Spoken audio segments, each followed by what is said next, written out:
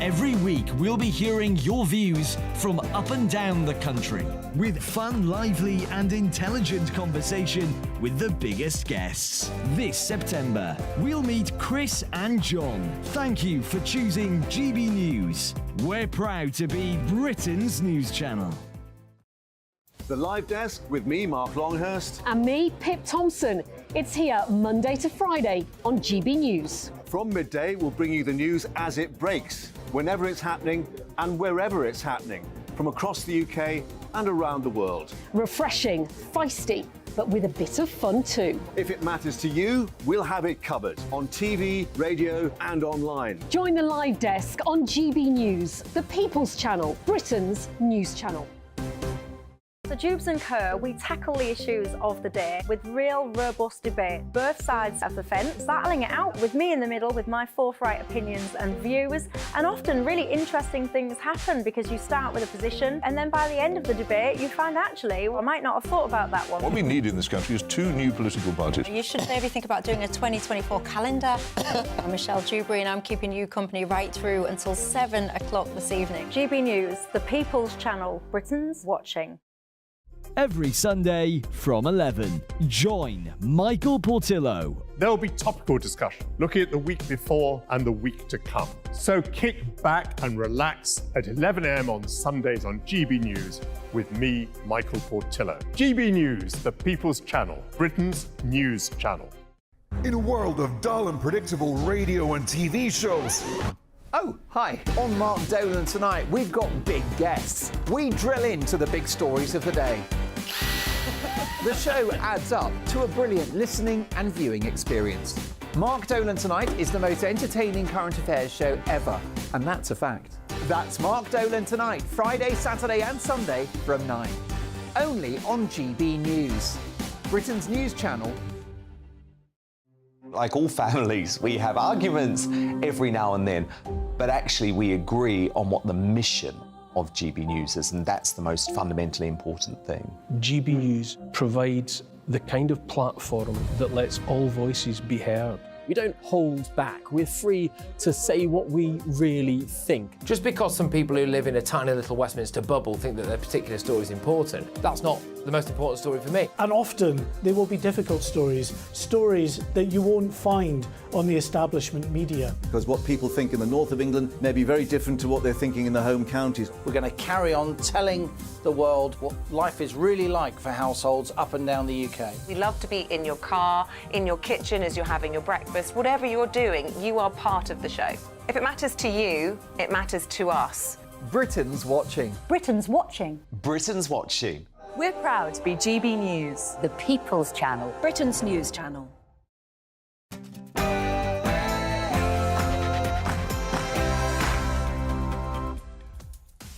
Well, I go to church. Do you? I do indeed. And it's 9:30 on Wednesday, the 30th of August. We're not going to actually get down and pray, but we are talking a little about religion this morning. This is Britain's Newsroom on GB News with Bev Turner and Andrew Pearce. And it shouldn't happen again. That's the message from the National Air Traffic Services following a data glitch that's left thousands of Brits still stranded abroad. Repatriation flights begin today, we hope. And of course, huge anger because people aren't getting any conversation. Appeasing China, the Foreign Secretary, James Cleverly, the first Foreign Secretary to go to China since 2018. There's been a freeze in relations. We're talking to a former Tory leader who says the visit is not a good idea. He says it's appeasement. Back on Netflix, the Duke of Sussex appears in the new Heart of Invictus documentary series, which is being released today, and that groan was Andrew Pearce's heart sinking.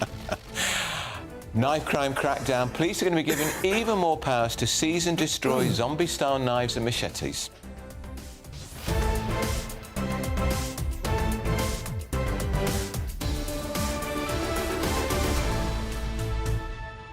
The reason I was telling you about my church-going habits is because we are also going to have a discussion about that report on the front page of the Times, which suggests some vicars, only 30% responded to the survey, say we're no longer a Christian country. Let us know what you think at home. Are we still a Christian country? Doesn't that underpin so many of our values? gbviews@gbnews.com is the email address. That and a lot more this morning. Don't go anywhere. But first of all, here are your news headlines with Ray.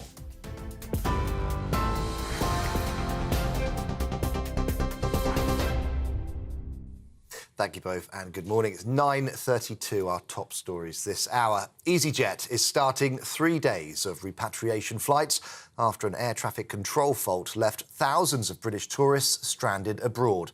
The first from Palma and Faro will fly into London Gatwick today, whilst 3 further flights will run on Thursday and Friday. The airline is also deploying larger aircraft on key routes to accommodate an additional 700 people. James Cleverly has become the first Foreign Secretary to visit China in 5 years. The trip, which is part of efforts to ease tensions between our two countries, has been met with criticism from some Tory MPs who want a tougher stance taken against Beijing. Mr Cleverly previously said the visit would allow him to have tough conversations on issues including repression in Hong Kong and human rights abuses in Xinjiang province. Nottinghamshire Police will fly flags at half-mast today to honour an officer who died trying to save a man's life. Sergeant Graham Saville was hit by a train in Balderton on the 24th of August as he attempted to save a 29-year-old who was in distress. Tributes have been made by senior officers, along with the Prime Minister, who said it was a terrible reminder of the work that the police do every day to keep us safe. And as we've been hearing, more zombie-style knives and machetes with no practical use could be banned under new government plans. According to the Home Office, work is underway to increase the maximum sentence for their importation, manufacture, possession and sale to 2 years. A new offence will also be introduced for possessing bladed articles with the intention to endanger life or cause fear of violence. Well, you can get more on all of those stories by visiting our website, gbnews.com. Now let's get straight back to Andrew and Bev.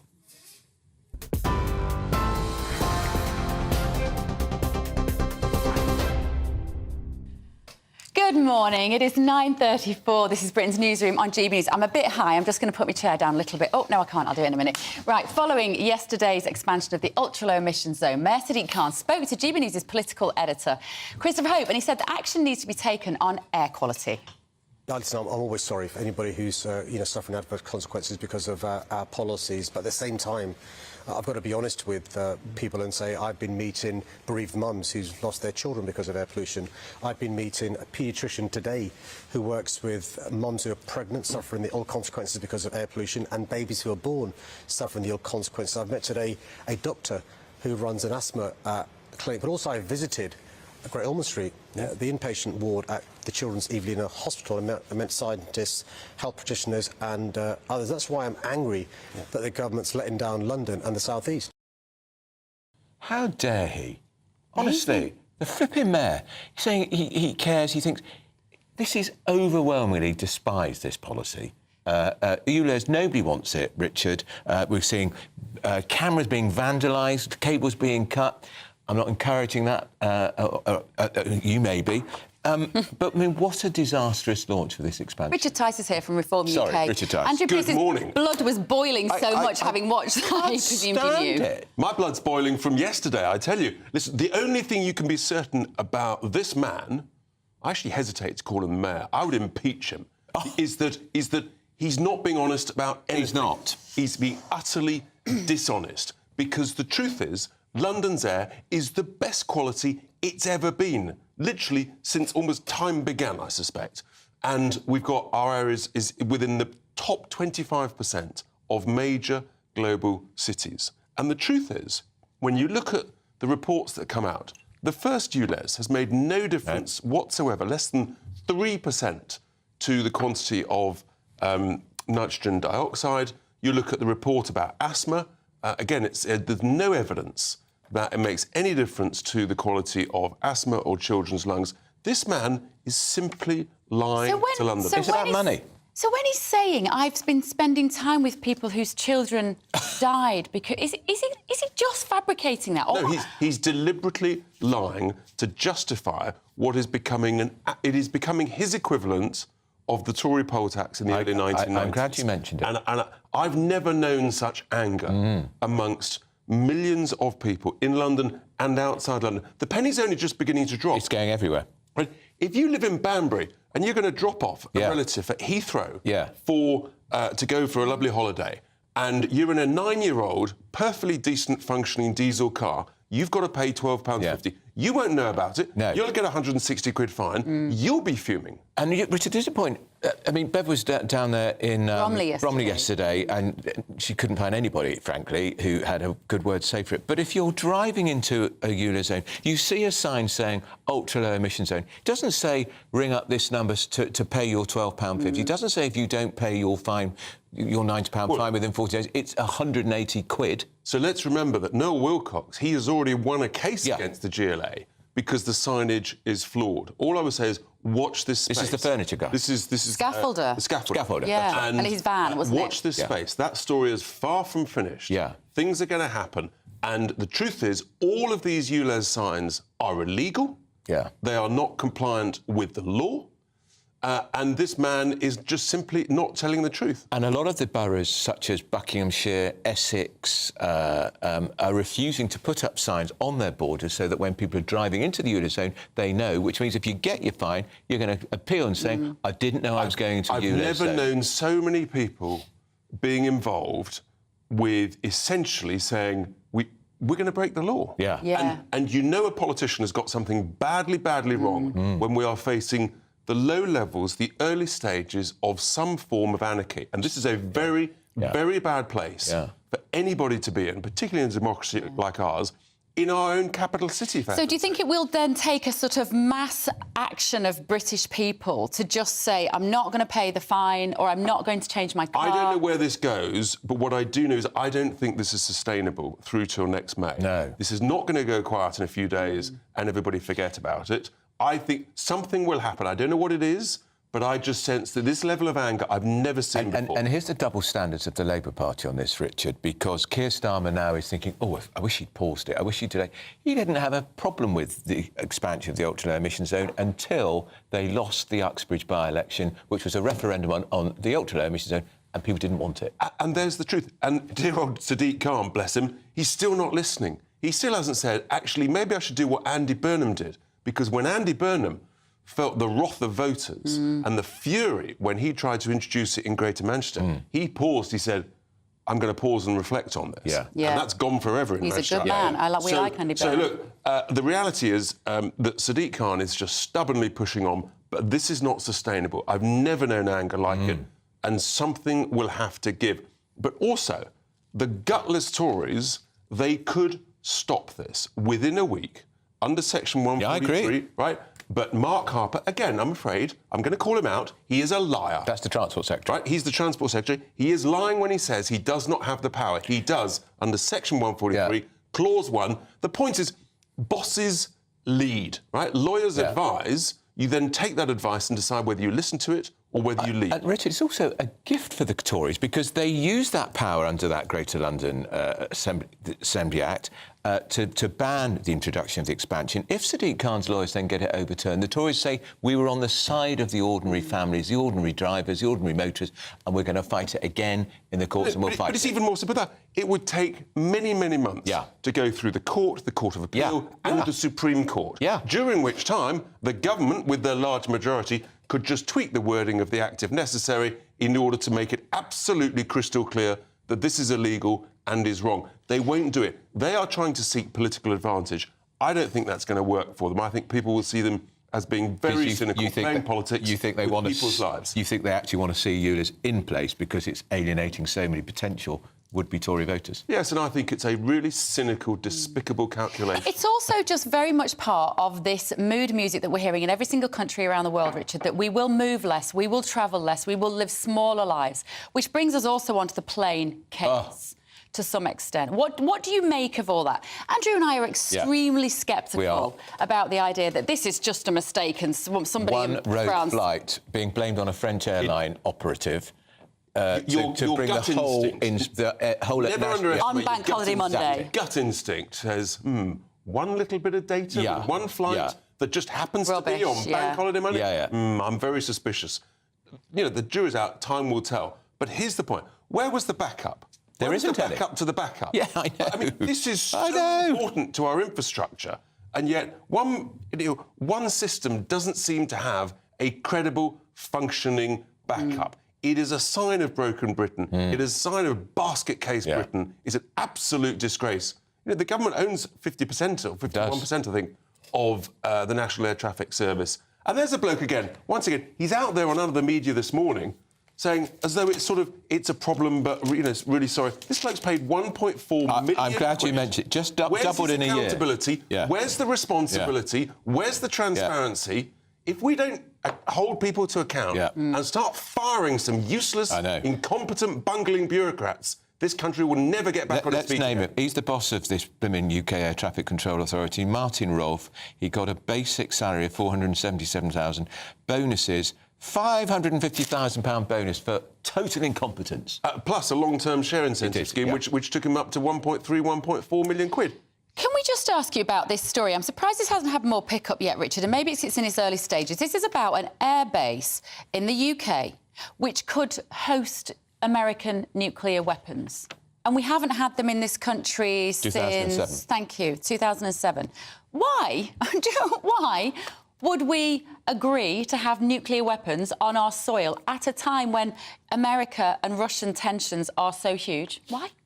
Very simply, I think this is very good news. I hope it's true. We should celebrate it, our strong, enduring relationship with the United States, because it's called a deterrent. And if you don't have a deterrent, whether it's shoplifters and feral youths, right, whether it's what's going on with ULEZ, whether it's what's going on in Ukraine, the reason that Putin went into Ukraine was because he wasn't afraid of the consequences. Does it not make us a target, though? No, nonsense. It's exactly the opposite. It's called a deterrent, and that's why you have... The best way of guaranteeing peace is to prepare for war. That's what's always worked. And there's a reason why Putin never went into any of the other Eastern European nations. Why? Because they were members of NATO. Here's the thing, Richard. We've got a pretty tricky relationship with Joe Biden, the President of the United States, who clearly wants this to happen. It's going to go to this base, potentially, if it happens, be in Suffolk. Can we not then say, OK, Mr President, special relationship, where's the trade deal, mate? Where's the post-Brexit? I know it's... Look, I think bargaining. It's all bargaining. There's all of this stuff goes on. But let's be very clear. The defence of our realm, of our citizens, is a very long-term strategic game. It's way beyond one-term president, two terms president. These are 12 to 20-year projects. And I think we should welcome it. I think it's really encouraging. America is our friend. It is a strong friend. We know that we're going to get much more security assistance from the United States than we are from the European Union, for heaven's sake, a bunch of bungling bureaucrats. So, no, I think we should welcome it. We've got our own Trident nuclear defence. We have to boost this, and we have to make our citizens secure. People have to respect the deterrence in the United Kingdom. But these would be under US military control, nuclear weapons here. As they were in the 80s. As they've always been. But we have a long-term strategic partnership, and they're not going to do something, completely without our knowledge and working together. We are the two most significant members of NATO. It's a deterrent. There's a reason why Putin didn't go into the East European states. Fascinating. It's called a deterrent. OK. Thank you, Richard. Lovely to see you. Very good form today, Richard, must be said. Now, new plans by the Home Office aim to ban more zombie-style knives and machetes. I thought they would have been banned, but there we are. Police are soon going to give more powers to destroy and seize them. So let's speak now to our political editor, Christopher Hope, in Westminster. Good morning, Christopher. I think he's there. There he is. Good morning. Morning, Chris, in our new Westminster studio down there. So what is this story about? As Andrew said, we would presume that these knives, which have no purpose other than, presumably, to threaten and hurt people, would already be banned. Well, Andrew's nearly as old as I am, so he remembers back in 2016, the government looked at trying to ban these horrific zombie knives. We saw them being waved around at the Notting Hill Carnival on Monday. But what the government's found is that there's been a get-out for manufacturers by rewording words on the handle and taking the idea of threatening knives away. It means that they can keep selling them. So the new law will say they should be seen as dangerous. If they're dangerous, they can be banned. If you're found with them or caught selling them or in possession of them, you can see your maximum term increased from 6 months to 2 years. So there's been an issue with zombie knives going back a while. In 2016, the government tried to crack down on it. It hasn't worked. Here's a second attempt. We've seen these images from the Notting Hill Carnival, Chris, particularly of one young man brandishing a machete knife in full view of the cameras. Let's hope he's arrested at some point. This revision of the law is a long time coming. Why has it taken so long, Chris? Well, I mean, there's been a lot on the government's plate, Andrew. There's lots of other competing priorities. I mean, they passed legislation back in 2016. Yeah. Again, that they were able to remove words from handles or from blades, take away the issue of threatening, and it becomes just a knife. The problem is, and as the Home Office is rightly saying, these knives are not practical. You don't need them to do the cooking with, do you? They're huge things which are clearly designed to intimidate and scare people and shouldn't be on the street. So it's the government trying to crack down, frankly, on a loophole which has seen these knives continue to be sold. Chris, you've been working in Westminster for years. You're a highly regarded political editor. Now, you had the joy of interviewing Sadiq Khan, London Mayor. I think it was yesterday, possibly the day before. Yeah. How did you find him? How was his mood? He always looks very prickly and defensive whenever we see him on the TV. How was he to you? Yeah. Well, I found him quite resolute, actually. I interviewed him last night for GB News around 5:30, and then went straight to Cudham to be on Nigel Farage's programme. So I experienced both the kind of messianic zeal behind the policy in City Hall, and then the absolute fury in Cudham, which is a rural area in a pub, nothing like inner London where you might expect the EULA zone to apply. I mean, it just seems almost crazy it should be amongst those green fields, these cameras, but that's the case. And I asked him, how do you think history might judge you? And Sadiq Khan then talked about the kind of great brave steps taken back in the 1950s by a brave Tory government, he said, when they dealt with the issue of those pea supers which used to really damage health, and they took away power stations out of the middle of London.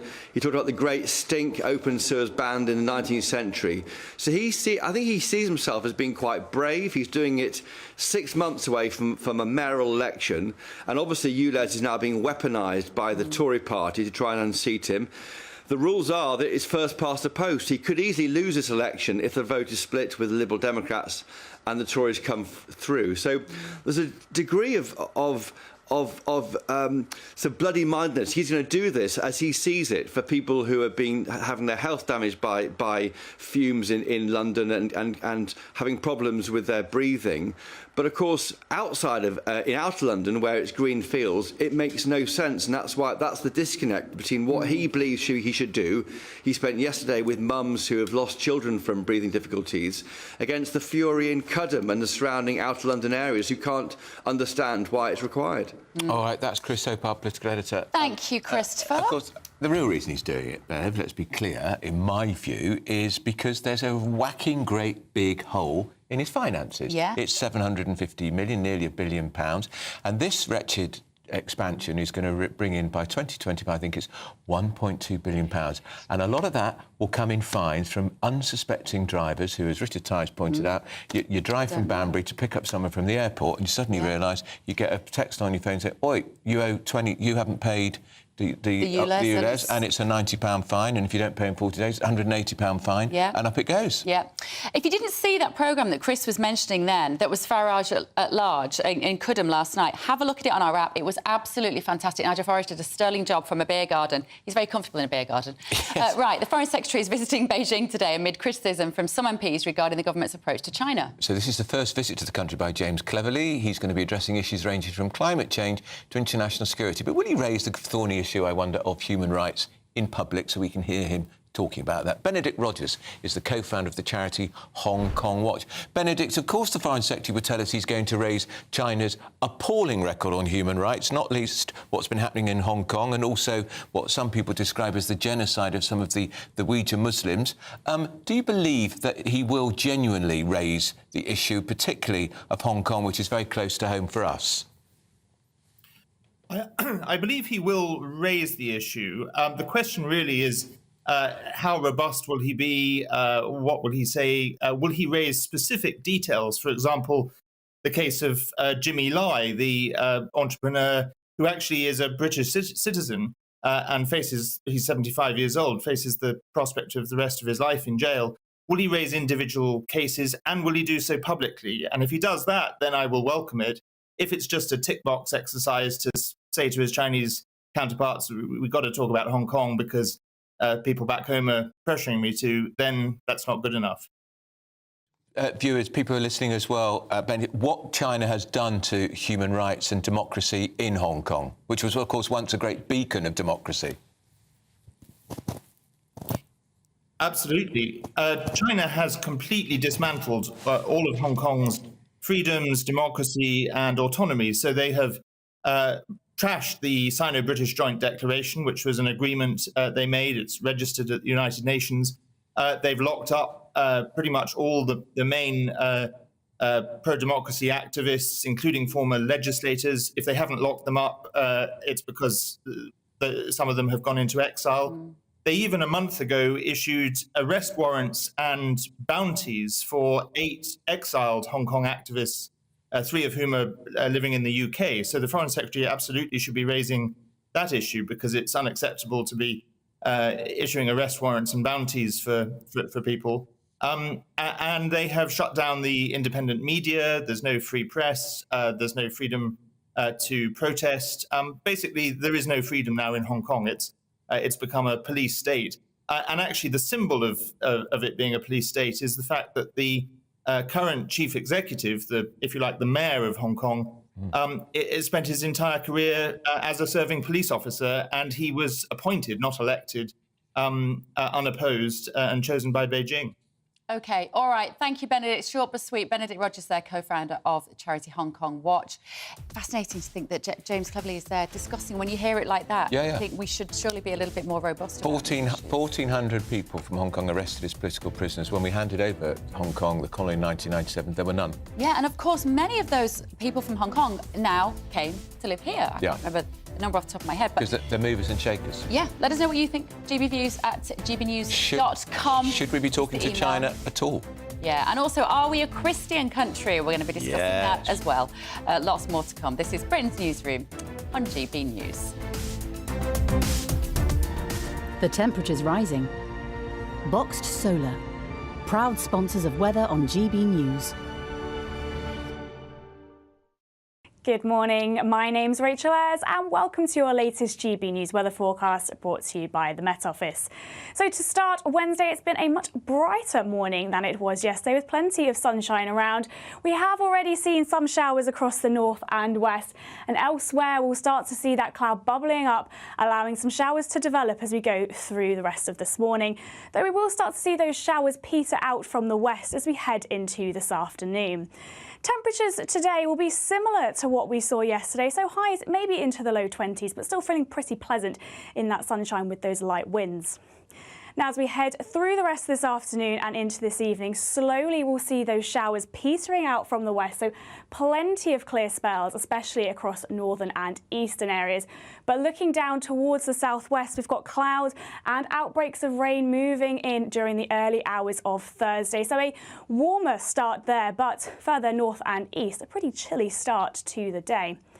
So throughout Thursday, we'll slowly see this cloud and rain making its way northeastwards, always drier and brighter across Scotland and the far northeast, but for some central parts of England and maybe the far east of East Anglia, starting to see some cloud into the afternoon. Heaviest rain will be across the far south, where we could also see the odd thunderstorm. So temperatures a little bit more muted than of late, but still getting into the high teens or just into the 20s. The temperature's rising. Boxed Solar, proud sponsors of weather on GB News.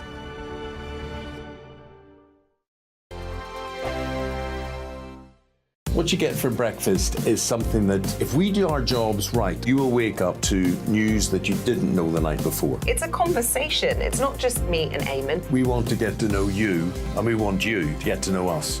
From 6, it's Breakfast with Eamon and Isabel. Monday to Thursdays on GB News, Britain's news channel.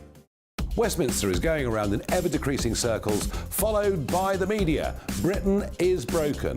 How on earth did we get into this mess? But more importantly, how do we get out of it? Join me at 7 p.m, Mondays to Thursdays on Farage, here on GB News. We will have open, rational debate. We've got to work out how Britain moves forward from this. Join us here on GB News, the People's Channel. Britain is watching.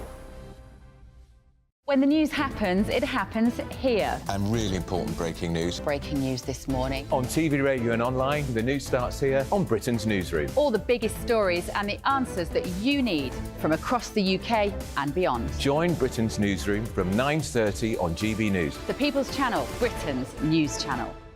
Join me, Patrick Christie's Monday to Friday, 3 till 6. We tackle the day's news agenda like you've never seen before. It's high tempo, high octane, the most controversial topics and the best guests. You will not be able to take your eyes and ears off it. I'm not afraid to ask the questions that you really want answered. 3 till 6 p.m, Monday to Friday on GB News, the People's Channel, Britain's news channel.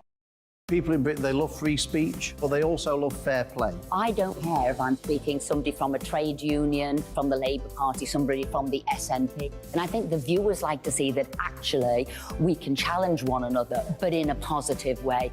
We think we ask the questions that people want to ask, and often we ask the questions that we wanted to ask in Parliament but never got the chance to ask. So join us every Saturday, 10 a.m. till noon on GB News, Britain's news channel.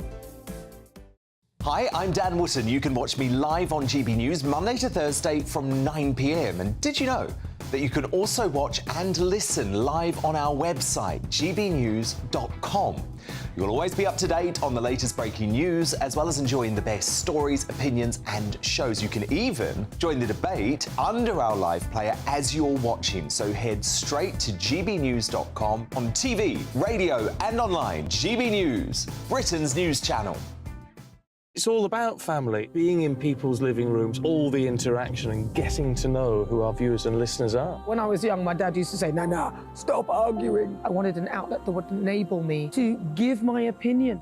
People are going through a really hard time right now, and I know that you don't feel like you're being listened to by the establishment. I came to GB News because it's the People's Channel, and I want the audience to have their say on the events of the day. We're dynamic. We do something different. Democracy shows that the wisdom of the nation is in its people. I get to travel to find out what the story is from a personal perspective. The British people aren't fools. We know when we're not being told the full story. We've got to work out how Britain moves forward from this. It's the best country in the world. The establishment had their chance. Now we're here to represent your views. Britain's watching. Britain's watching. Britain's watching. We're proud to be GB News, The People's Channel, Britain's news channel.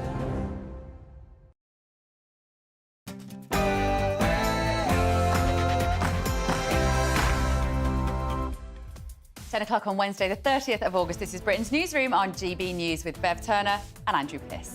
Well, it shouldn't happen again. That's the message from the National Air Traffic Services following that data glitch which has left thousands of Brits still stranded abroad. Repatriation flights are finally beginning today. Appeasing China? The Foreign Secretary is going to China today, ending a 5-year freeze in relations. The former Conservative leader Ian Duncan Smith compared the visit to appeasement. We're going to be speaking to him in just a little while. I bet you can't wait. They're back on Netflix. The Duke of Sussex appears in the new Heart of Invictus commentary series being released today with what appears to be another jab at the royal family. And extinction of the church. A new poll reveals that 3/4 of Church of England priests say that Britain is no longer a Christian country. What do you make of that?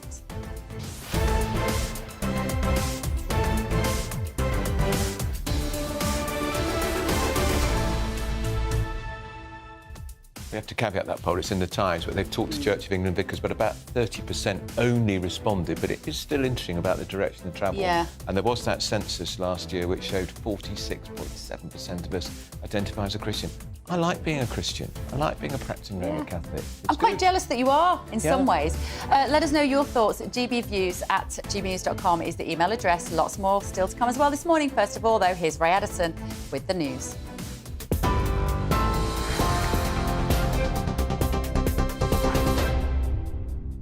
Thank you both. Good morning. 1 minute past 10, our top stories this hour. EasyJet is starting 3 days of repatriation flights after an air traffic control fault left thousands of British tourists stranded abroad. The first from Palma and Faro will fly into London Gatwick today, whilst 3 further flights will run on Thursday and Friday. The airline is also deploying larger aircraft on key routes to accommodate an additional 700 people. More than 250,000 holidaymakers are thought to have been affected by the disruption. Travel expert Simon Calder told us airlines have a responsibility to look after their passengers. If your flight is cancelled, the airline has a strict obligation to deliver to you a duty of care, getting you back as soon as possible, getting you a hotel room, paying for your meals. All of that the airline has to do, and if they're not booking a hotel for you, then you keep the receipts and you claim it back. James Cleverly has become the first Foreign Secretary to visit China in 5 years. The trip, which is part of efforts to ease tensions between our two countries, has been met with criticism from some Tory MPs who want a tougher stance against Beijing. During the visit, James Cleverly has held a face-to-face talks with Vice President Han Zheng. He previously said the visit would allow him to have tough conversations on issues including repression in Hong Kong and human rights abuses in Xinjiang province. Nottinghamshire Police will fly flags at half-mast today to honour an officer who died trying to save a man's life. Sergeant Graham Saville was hit by a train in Balderton on the 24th of August as he attempted to save a 29-year-old who was in distress. The man sustained non-life-threatening injuries and remains in hospital. Tributes have been pouring in from senior officers, along with the Prime Minister, who said it was a terrible reminder of the work the police do every day to keep us safe. More zombie-style knives and machetes with no practical use could be banned under new government plans. According to the Home Office, work is underway to increase the maximum sentence for their importation, manufacture, possession and sale to 2 years. A new offence will also be introduced for possessing bladed articles with the intention to endanger life or cause fear of violence. The new measures are expected to be brought in following a public consultation. The Mayor of London has reportedly scrapped plans to charge all fossil fuel-powered cars from entering central London. According to the Financial Times, proposals to introduce a so-called zero-emission zone have been shelved. However, TfL will support boroughs who wish to introduce the plan themselves. It follows the expansion of Sadiq Khan's controversial ultra-low emission zone across the whole of London. Shadow Women and Equality Secretary Annalise Dodds told us London needs better quality air. Well, actually, I think there is an understanding of what the Mayor has been trying to do here. Obviously, the inner London emission zone really did get air pollution down, and some of the statistics here are extremely concerning in terms of the higher number of A&E referrals and people having to turn up there because of asthma attacks and even a death obviously that was linked to those high levels of pollution. And so clearly the Mayor has taken action. Home sales in the UK are expected to be around a fifth lower this year than in 2022. Property website Zoopla finding that only around 1 million house sales could be completed in 2023. That's the lowest total since 2012 and equates to the average household moving once every 23 years. And at least 2 people have been killed and many injured after a missile and drone attack on the Ukrainian capital.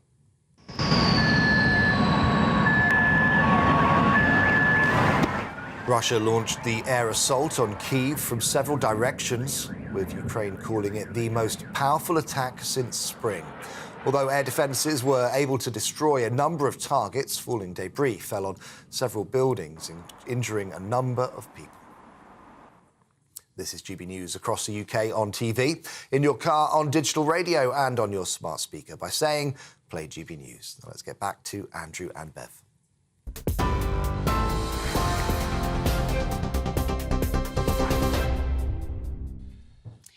Thank you for watching. This is GB News. Britain's Newsroom now. EasyJet are operating rescue flights from London Gatwick this morning as the fallout from the air traffic control meltdown continues. Hundreds of more flights have been cancelled, with an estimated 250,000 passengers, 250,000 stranded. This comes as travellers face the threat of being denied compensation due to the disruption being beyond airline control. Paul Charles is the chief executive of the PC agency and is a leading authority on aviation.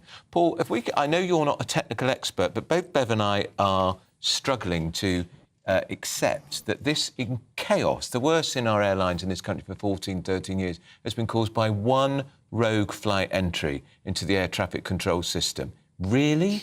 Are we really supposed to believe that? Do you believe it? I think we're all surprised by it. I think we're all perplexed that one file from one plane can corrupt such a supposedly advanced system that oversees 200,000 miles of airspace across the UK.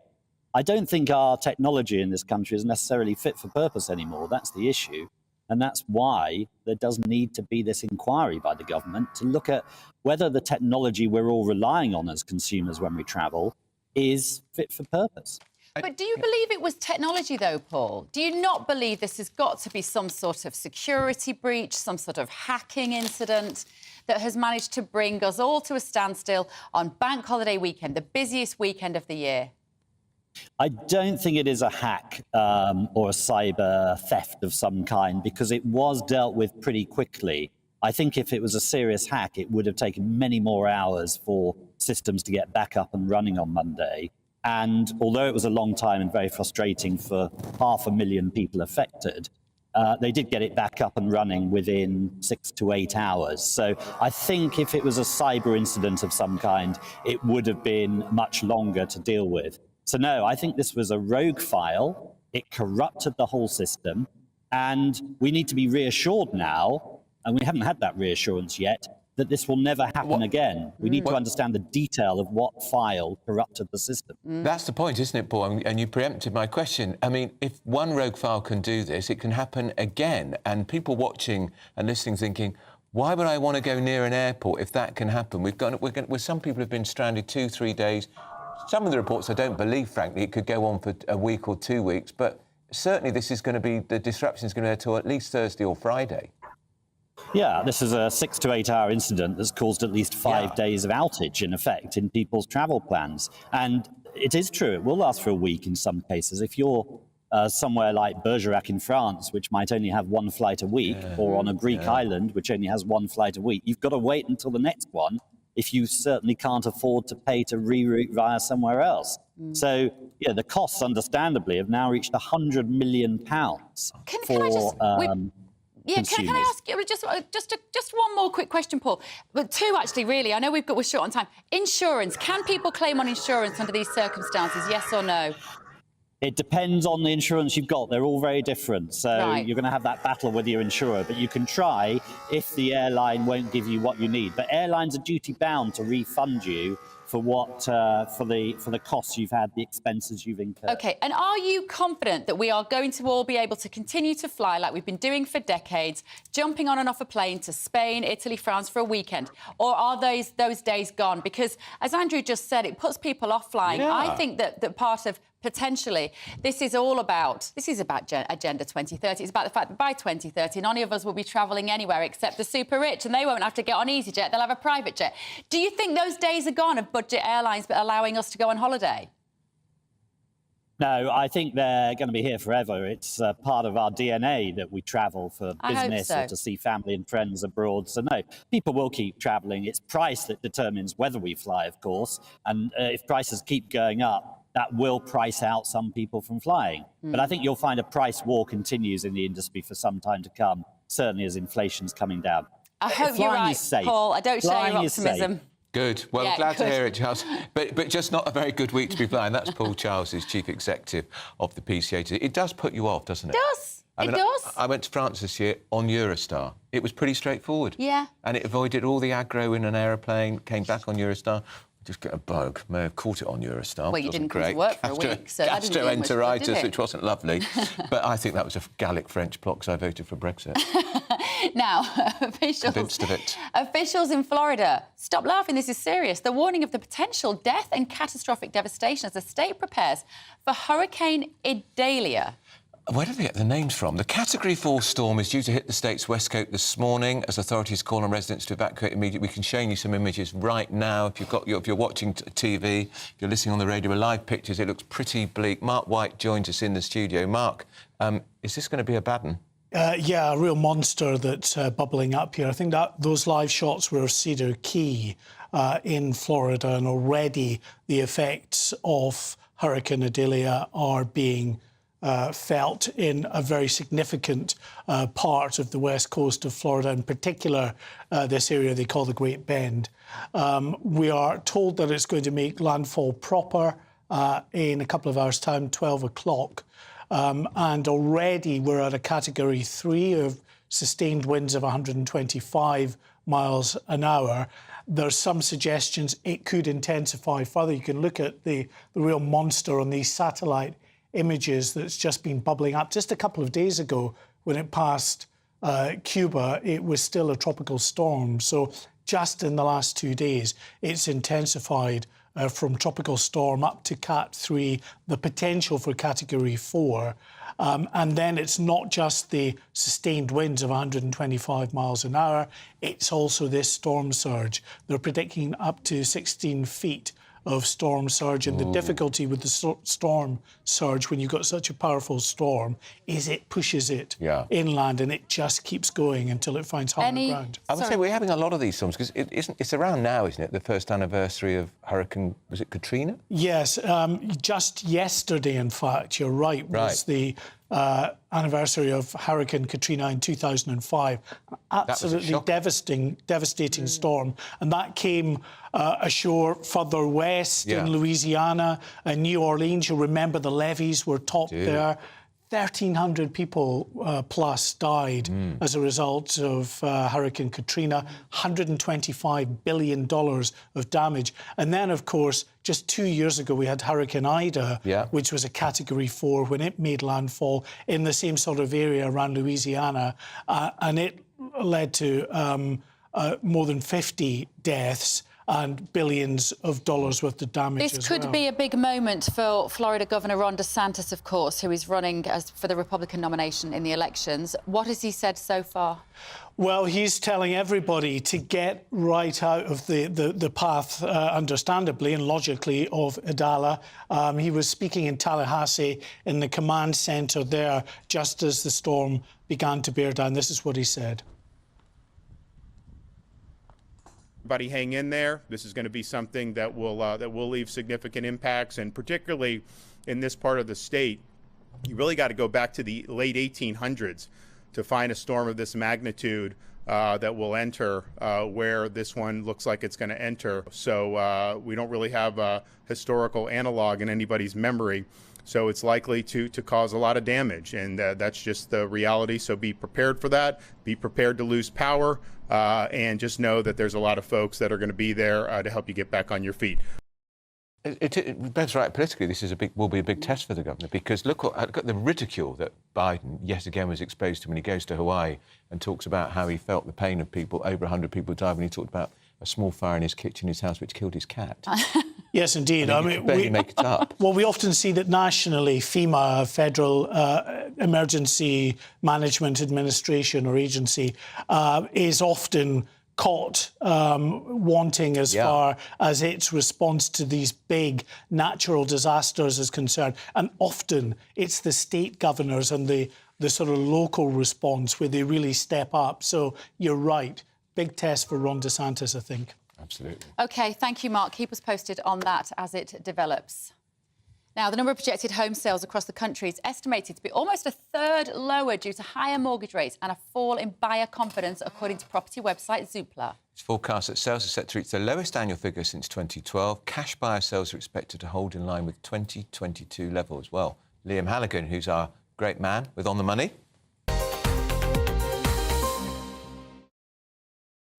Honestly, the flipping Prime Minister's quoted somewhere today saying he wants homes to be almost a right. And what does he expect? How can people buy a house when interest rates have gone up 14 months in succession? House prices coming down. Good news or bad news? It's one of the perennial debates, isn't it, across the country, and certainly in the GB News newsroom. We've got so many fantastic young producers in this company. A lot of them are trying to buy their own home for the first time, and they can't, even though they've got fantastic jobs in the media. They're seasoned professionals with great qualifications.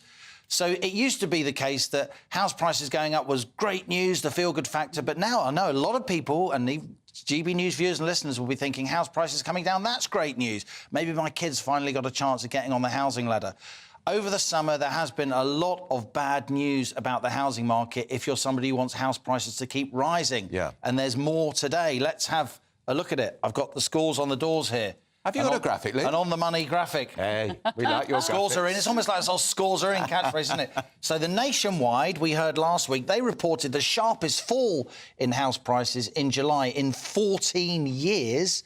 And now we've heard from Zoopla, the property website, on their estimates, sales of houses are to fall 21% during 2023. That's a huge fall. Huge. And that will be the lowest number of sales, of housing sales, this is houses and flats across the UK in a decade. So that is big news as well. As you say, Andrew, we've had 14 interest rate rises since December 2021. That's pushing up mortgage costs, particularly for those people who are coming off fixed-rate mortgages. Ultra-low rates from 3 or 4 years ago, and now they have to remortgage, massive increases in their mortgage payments. And the next MPC meeting, what's that? That's the Monetary Policy Committee of the Bank of England that decides interest rates. That will be on Thursday, September the 21st. And despite my advice, Bev and Andrew, I think we're going to see another rate rise. But we might see another big fall in inflation. We've seen that food prices are coming down at last. We might see another fall in inflation, but I don't personally think those 9 economists on the Bank of England's MPC, including the Governor, Andrew Bailey, I don't think they've got the kind of intellectual grit and determination to say, hold on, guys, let's just hold interest rates. Let's allow the impact of these interest rates to feed through into the economy. It generally takes 12 to 18 months for it to have an effect because they were so slow to start raising interest rates at the beginning, because they were so remiss about inflation, the warnings from people like myself in 2021. Do you know, they're going to keep raising interest rates to try and salvage their credibility. You know who this story is good news for about people not moving house? Builders. I've been getting some quotes at the moment because I want to have some work done on the house. It's a total headache. But anyway, and the builders are telling me they are working non-stop because people aren't moving. They're renovating their own houses at the moment. I think that's exactly right. Kitchen sales, furniture sales, those I think will stay quite buoyant. And it also avoids the huge prohibitive stamp duty they have to pay, which is outrageous. Give me a one-hand economist, said Napoleon, because with economics, it's always on the one hand and on the other. And I introduced this little section by saying, look, house prices are coming down, home sales are definitely slowing, but that's good news for a big chunk of the population. I'm a property owner. You know, I'm lucky enough to have got on the housing ladder in the 1990s, and I actually think house prices need to fall. We need to let the air out of this market. We need to build more homes. The average home now is 7-8 times average earnings. It's 12 to 15 times in London and the South East. When I bought my first property, it was 3 to 4 times.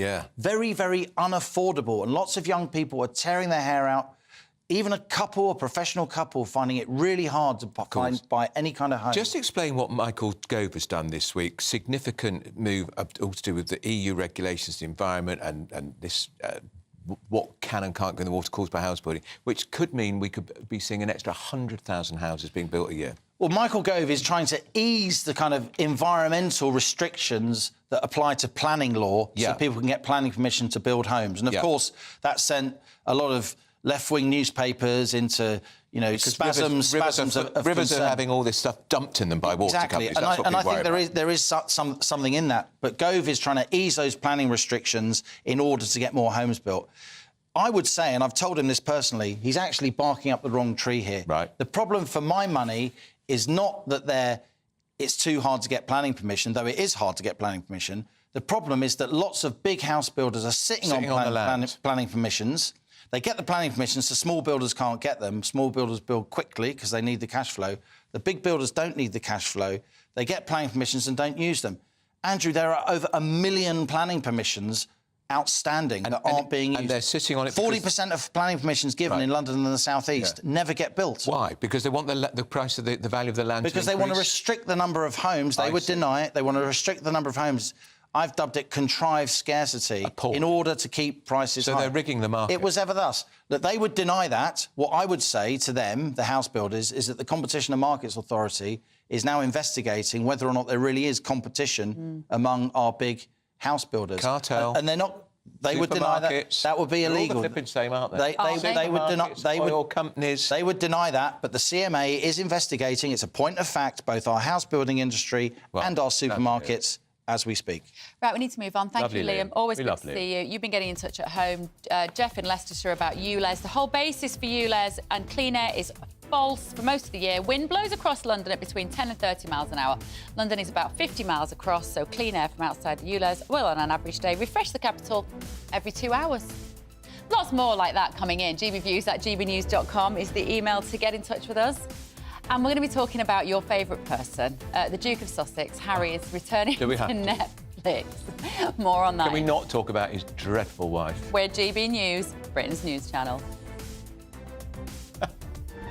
That warm feeling inside. From Boxed Boilers, proud sponsors of weather on GB News. Hello again and welcome to your Met Office forecast from Luke Mile. Today gives us a mixture of sunshine and showers across the UK, but where you see the sunshine, it'll feel fairly warm. Now that's down to this area of low pressure. It's pushing away into the North Sea, so the focus for showers will be across northern and eastern parts of the country today. But behind me, a ridge of high pressure briefly building in, so plenty of sunshine for our western stretches of the UK today. Patchy cloud coming and going. The focus for showers will be down across Yorkshire, East Anglia, 1 or 2 heavy ones in places here, a few for the London area as well, and a peppering of showers across Scotland. But you'll be unlucky if you catch one elsewhere. In the sunshine, temperatures not too bad, 20 or 21 degrees. Now, most of those showers fading away as we head through this evening, the cloud breaking up, the skies clearing, and it will be quite chilly for the time of year. Temperatures in our rural spots dipping down quite a few degrees, down into mid-single figures, but cloud increasing out towards the west, and by dawn, rain knocking on the doors of Pembrokeshire and Cornwall. Some of this will be quite heavy. And as we go through the morning, you'll see that rain start to trundle its way in across South Wales, parts of the West Country, moving into central southern England and the Midlands as we head through the morning. Northern Ireland seeing a soaking as well, but to the north and east of that, across eastern England, much of Scotland having a fairly fine day with plenty of sunshine. Temperatures a little cooler where we've got the rain. Bye for now. That warm feeling inside. From Boxed Boilers, proud sponsors of weather on GB News.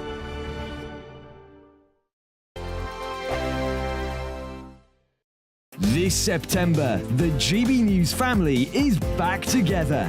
From breakfast, right across the day, breaking the latest stories, and every evening. And don't forget the weekend. We've got the whole of the UK covered. Every week, we'll be hearing your views from up and down the country, with fun, lively and intelligent conversation with the biggest guests. This September, we'll meet Chris and John. Thank you for choosing GB News. We're proud to be Britain's news channel. The Live Desk with me, Mark Longhurst. And me, Pip Thompson. It's here Monday to Friday on GB News. From midday, we'll bring you the news as it breaks, whenever it's happening and wherever it's happening, from across the UK and around the world. Refreshing, feisty, but with a bit of fun too. If it matters to you, we'll have it covered on TV, radio and online. Join the Live Desk on GB News, the People's Channel, Britain's news channel.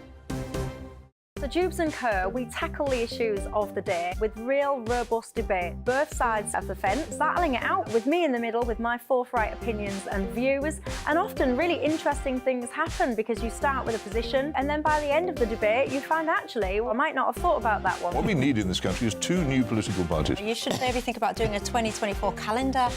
I'm Michelle Dewberry and I'm keeping you company right through until 7 o'clock this evening. GB News, the People's Channel, Britain's watching.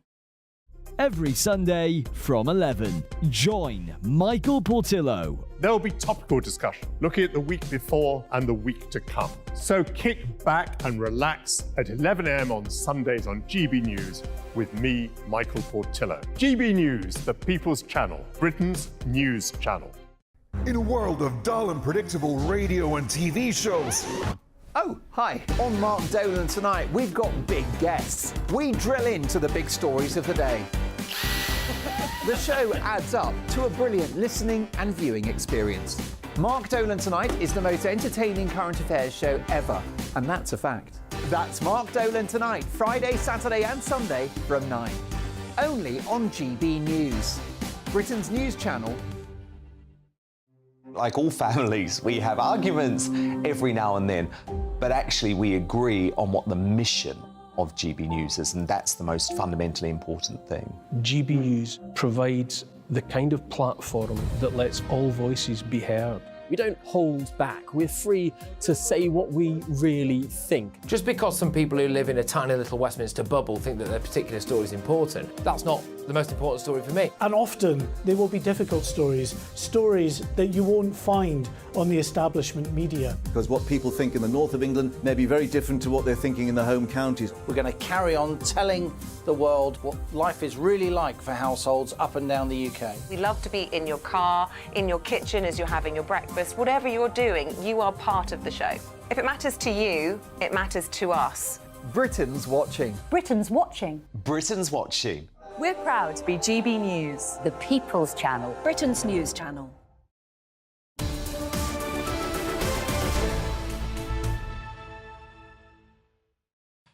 It's 10:27. You're with Britain's News and with GB News with Andrew Pearce and Bev Turner. So Prince Harry's new Netflix documentary, Heart of Invictus, has been released within the last few minutes. It follows 6 athletes competing in the 2022 Invictus Games, and we're going to have a look now at the trailer. It is here at the Invictus Games that you realise, whatever you carry, it was the springboard that propelled you to the next level.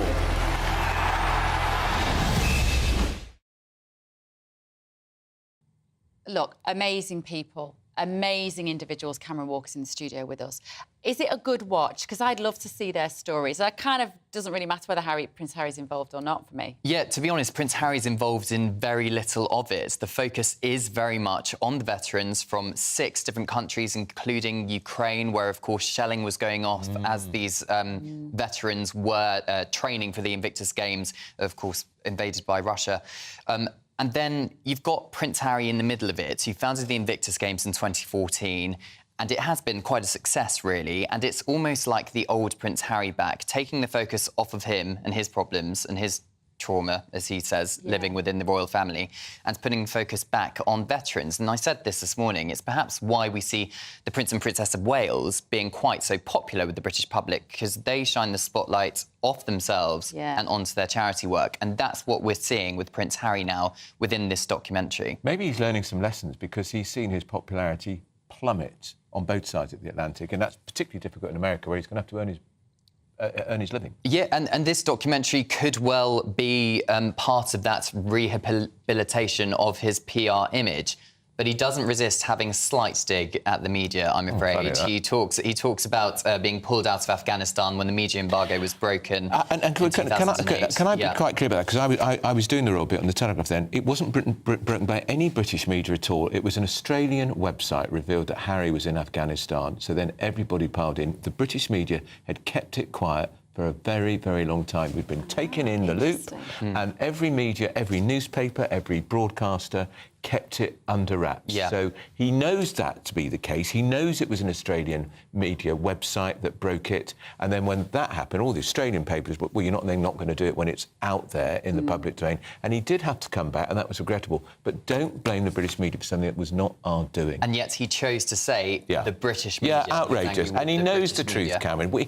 That's where he doesn't help himself, because don't conflate it. Don't distort the truth when it was unfortunate. And I can remember, because I think I wrote 3 pages in the Telegraph at the time when it broke, and it was, as I say, quite clearly an Australian website. He doesn't specifically say that it was British media that broke the embargo, but he does criticise the media for not focusing enough on the veterans and focusing on him being pulled out of Afghanistan. Is there much of Meghan in this documentary? Because that's the only reason that Andrew Pearce will tune in to watch it, if he can see his favourites. There is a very little bit of Meghan. She's very much in the background in a supporting role, actually. actually, funnily enough. She doesn't say anything. She doesn't do a sit-down interview with any of the documentary crew. No, there's off-the-cuff comments. That must be a first. You know, it's very much Harry giving the interviews. The other thing I'd like to say is that Prince Harry avoids the fact that he is a member of the royal family within this documentary. And the question for Netflix is, well, is this going to rate? Because, of course, the series they did last year, criticising the royal family, the 6-part documentary, massive success for Netflix.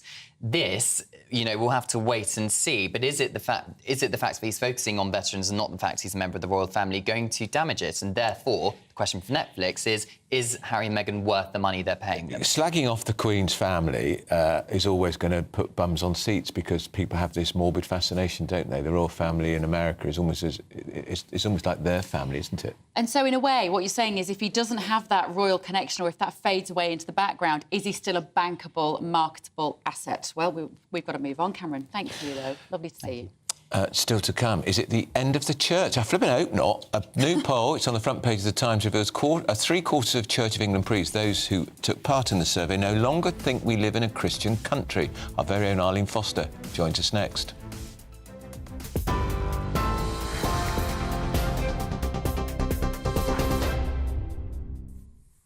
Good morning, 32 minutes past 10. Here's our top stories this hour. EasyJet is starting 3 days of repatriation flights after an air traffic control fault left thousands of British tourists stranded abroad.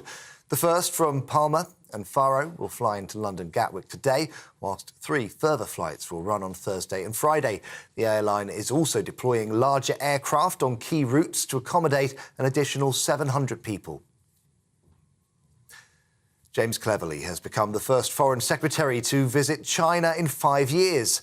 The trip, which is part of efforts to ease tensions between our two countries, has been met with criticism from some Tory MPs.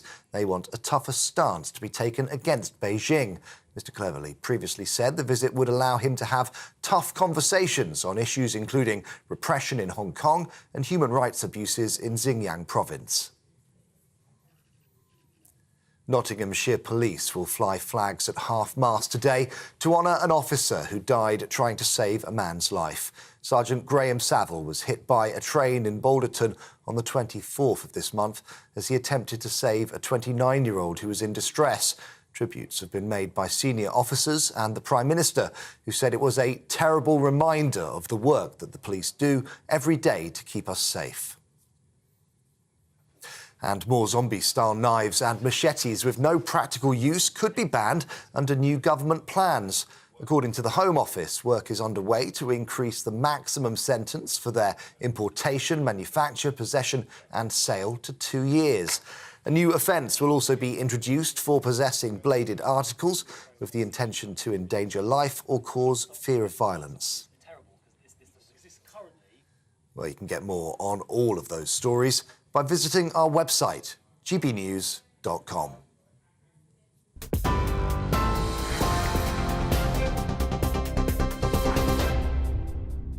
Direct Bullion sponsors the Finance Report on GB News for gold and silver investment.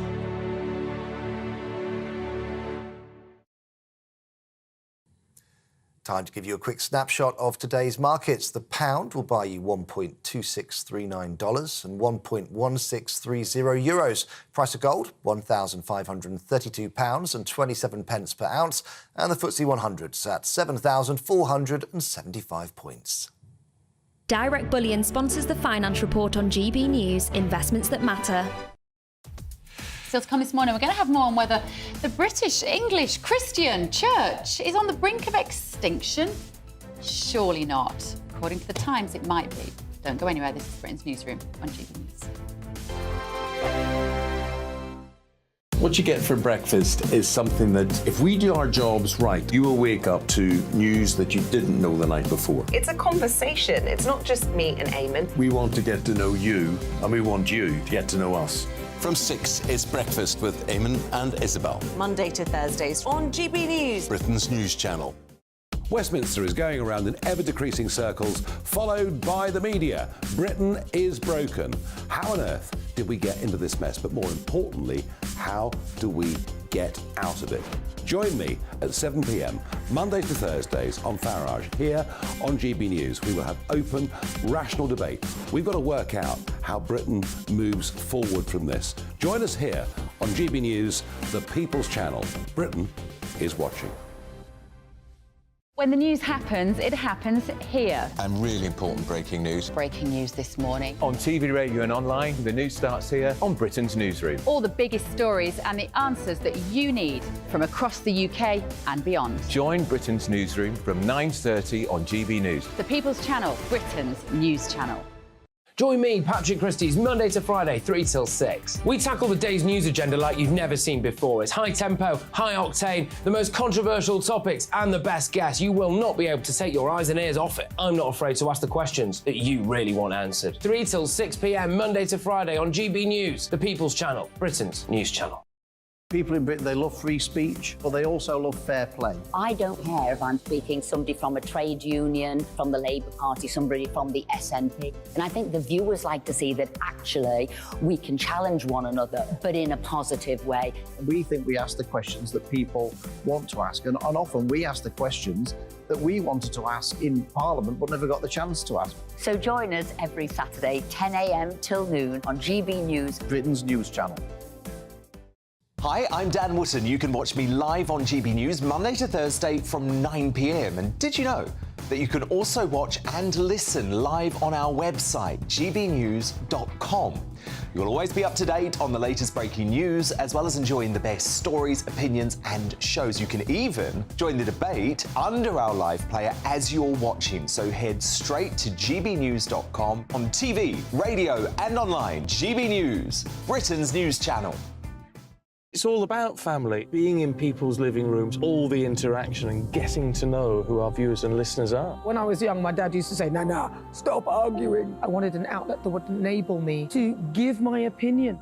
People are going through a really hard time right now, and I know that you don't feel like you're being listened to by the establishment. I came to GB News because it's the People's Channel, and I want the audience to have their say on the events of the day. We're dynamic. We do something different. Democracy shows that the wisdom of the nation is in its people. I get to travel to find out what the story is from a personal perspective. The British people aren't fools. We know when we're not being told the full story. We've got to work out how Britain moves forward from this. It's the best country in the world. The establishment had their chance. Now we're here to represent your views. Britain's watching. Britain's watching. Britain's watching. We're proud to be GB News, The People's Channel, Britain's news channel.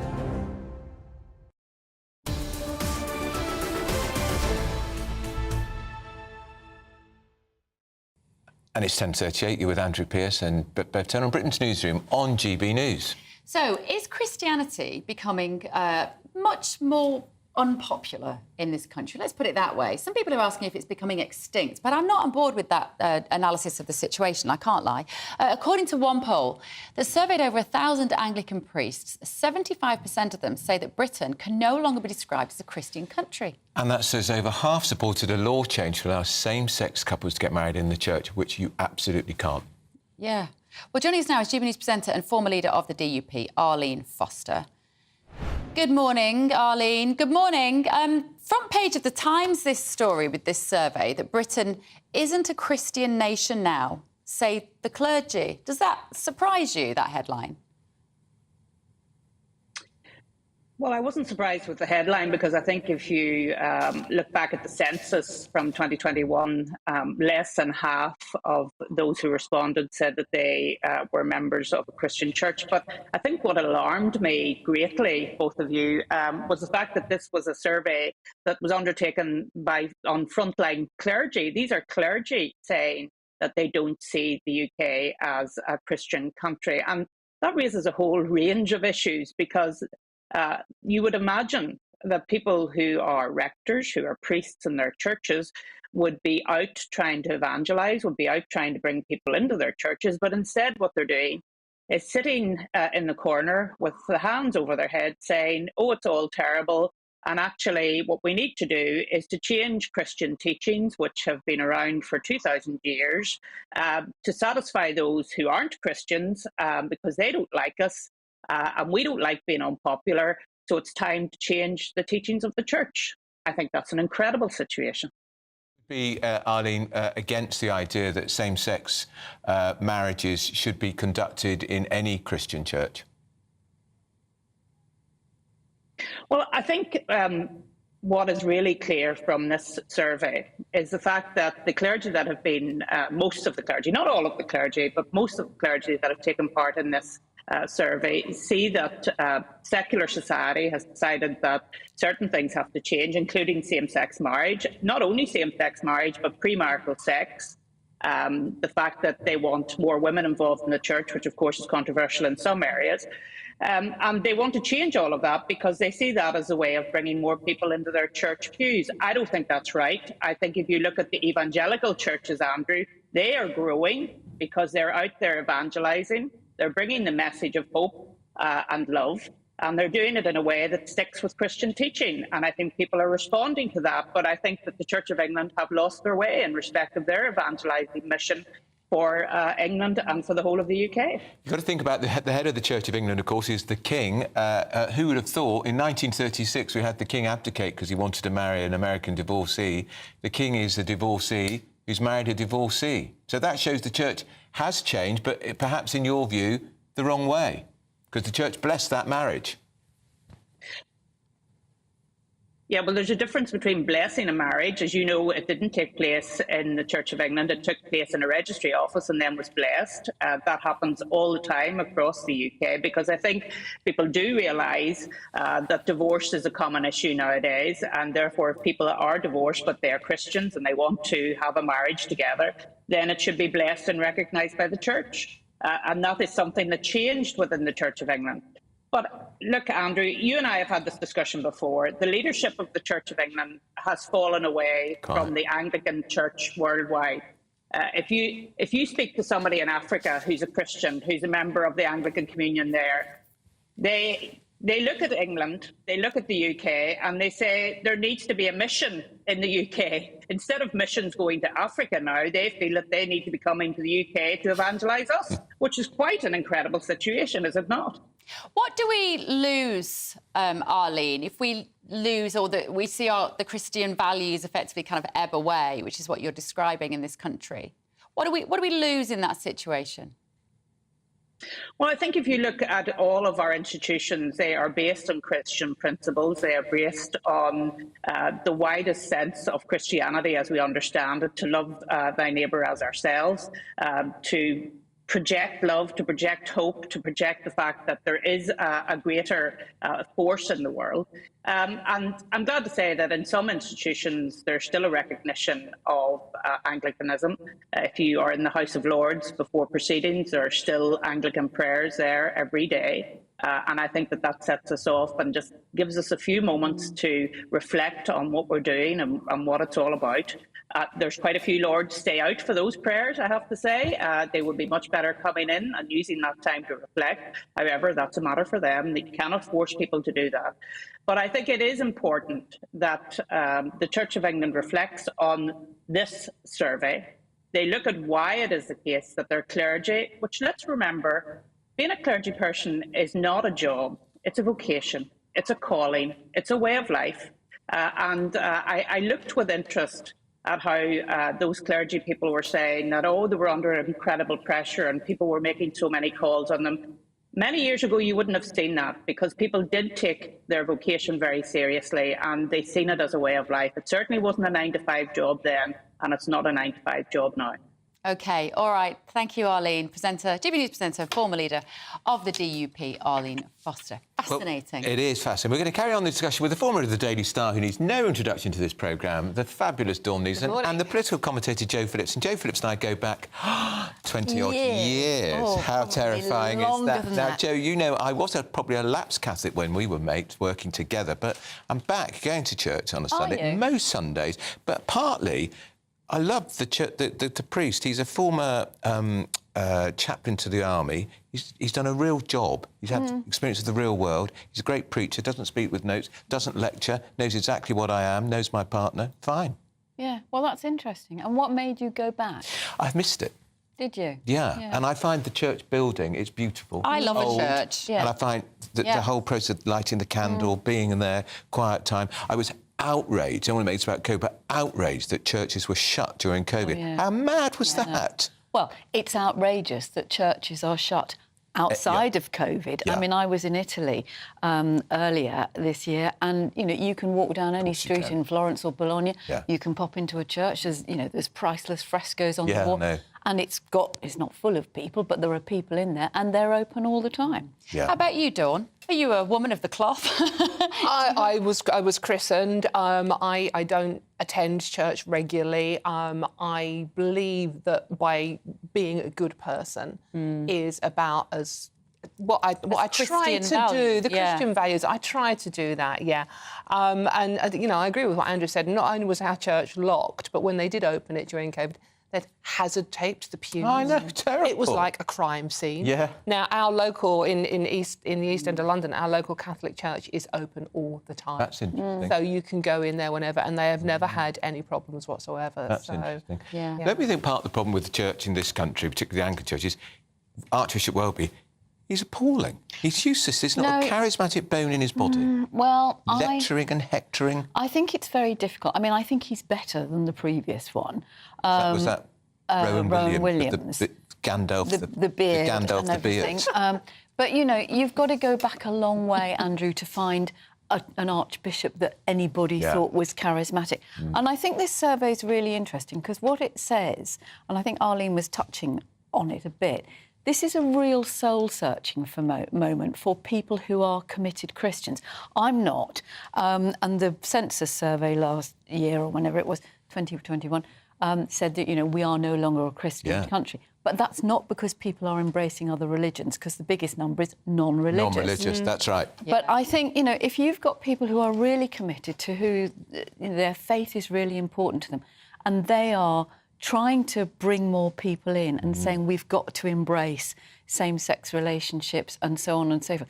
I mean, how many years did it take? More than 20 years to get a woman ordained from the first time it came up. I mean, this church moves at a glacial pace. Yeah, it does. I can still remember the debate in the Synod. Extraordinary, wasn't it? Absolutely. And it was a close-run thing. Yeah. And if you remember Anne Widdecombe, you and I know very well, and I regard Anne as a mate, she quit. Absolutely, Over the issue because she was so appalled that women could be preached. But I mean, it was sort of lead news stories, wasn't it? You know. Yeah. Shall we just move on? I want to show this video. I saw this last night. This is Leeds Music Festival. Oh, dear. So, few days, people there, predominantly young people, having a lovely time. And then the festival culture is that you just leave. If you're listening on the radio, this is thousands and thousands of perfectly good tents, which the festival goers just leave for somebody else to clear up. And all the rubbish strewn all over the field. Incredible, and the guy that shot this, he put this on Twitter. He works with a charity that get the tents off to these occasions and they give them to people who might need them. And he said he's never seen it as bad, Dawn. What do we take from that? That's a very significant image for me. Well, I mean, the thing is, it's the generation as well that are very, very environmental, you know, active. I mean, they go on the marches, they go to our, they really protest about the environmental and the climate change, etc., etc. But they don't seem to be able to put. I'm not having a go at youngsters here, but this was Reading and Leeds Festival, which is aimed at a very young market. They don't seem to put two and two together and add up that the tents they're leaving are actually damaging to the environment. They're damaging the environment in the first place by having them, but just by leaving them there. I mean, I had a friend who dropped her daughter off at the Leeds one, I think it was, and you know, the daughter is very woke and actually went on the Extinction Rebellion marches, etc., etc. But then she wants her mum to collect her in a gas guzzling Range Rover and can stop at McDonald's on the way so they can get something to eat. Yeah. So it's like that. I don't think they even mean to be hypocrisy. But it is hypocrisy. But it is, yeah. And there are some people who say, actually, it ties in with our first conversation about a lack of religion. There's a lack of faith to these youngsters. They need something to hook onto and to feel good about themselves. They choose sometimes a lot of these environmental projects, Joe. But then they live like that. That's the disposable nature of that. I think it's disgusting. Well, it is shocking and appalling.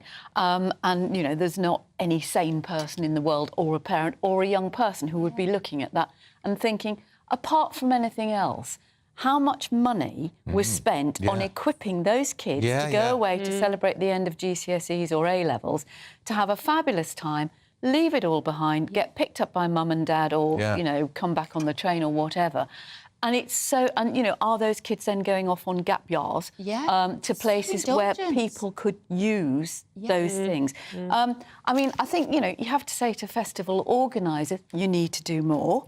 You need to say, right, we're not having any disposable bottles, and you start, you know, you search them in the same way as you would for drugs or anything else.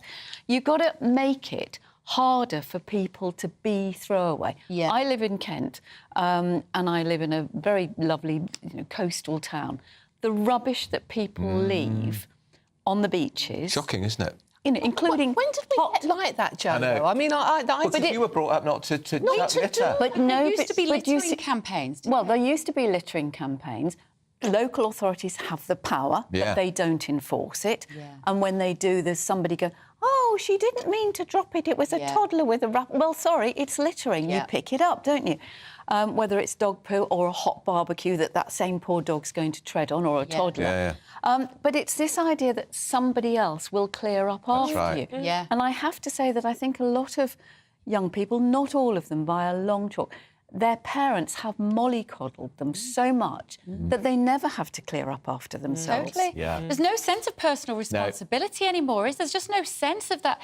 My mother would have killed me if I'd gone to a festival and she bought me a tent and I left it. I'd have had to have gone in a sleeping bag. That's been me lot. But we'd have had tents that were, you know, well-made. Well, guy ropes, and, you know, your dad would have said to you, make sure you bring that back because we'll need it next year or whatever. Absolutely right. You know, and they weighed a ton, but everything is throwaway. But I think that you're right, Bev. I think there is a lack of personal responsibility now that is, I mean, our generation, or have the younger generations, they have been wrapped in cotton wool to a certain extent. But they wagged their finger through Extinction Rebellion and all those other lot, and look at the way they're behaving in their lives. But it's not just young people, Andrew. No. I mean, you know, you sit on a train, you sit on... I know. You know, and people, grown-up people, they will leave everything there for somebody else to do. And the bin is empty. Exactly. And the bin is empty. And it's awful. I hate the fact that the country is so messy. We have to share a photograph of you, of a footballing icon. Even I've heard of him, Joe Phillips. Well, Even that is astonishing in itself. He's called... Who did he play for, Andrew? He played for Tottenham, but well I don't know done, well done. He's called Harry Kane, and he is or was the England manager,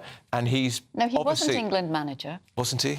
He's not England manager. Well, I was nearly right. He might have been captain. I think he was England captain. He was anyway, captain. it's just an excuse to see handsome men in lederhosen. So really. this is what you do when you get paid millions of pounds by your German football team. You make yourself look a complete idiot. I think he looks rather nice. In lederhosen. I mean, I just think it's ridiculous. The thing is, it's like, you know, the copy in the Sun and the Mail, they've both got this picture very big. And it's like, you know, he smiled bravely. Hello, he's wearing shorts. He makes a living wearing shorts. He's also getting paid a lot of money to pose for that photograph. By the way, Bev Turner thinks he's really hot, Harry Kane. Hot. I don't see that He's at quite all. handsome. No. Doesn't do it for me with or without You're asking a West Ham fan, if a former Spurs player. I think you need to lend Bev Turner your glasses. Oh, my beer goggles. Yes. No such thing as beer goggles. That's another story for another time. I don't believe that story because, in fact, Dawn and I were talking about We're going to discuss that. We'll discuss that in the next section. That's about whether beer goggles do make other people attractive. Apparently not. Anyway, lots more to come this morning. This is Britain's Newsroom. Don't go anywhere. The temperature's rising. Boxed Solar, proud sponsors of weather on GB News. Good morning, my name's Rachel Ayres and welcome to your latest GB News weather forecast brought to you by the Met Office. So to start Wednesday, it's been a much brighter morning than it was yesterday with plenty of sunshine around.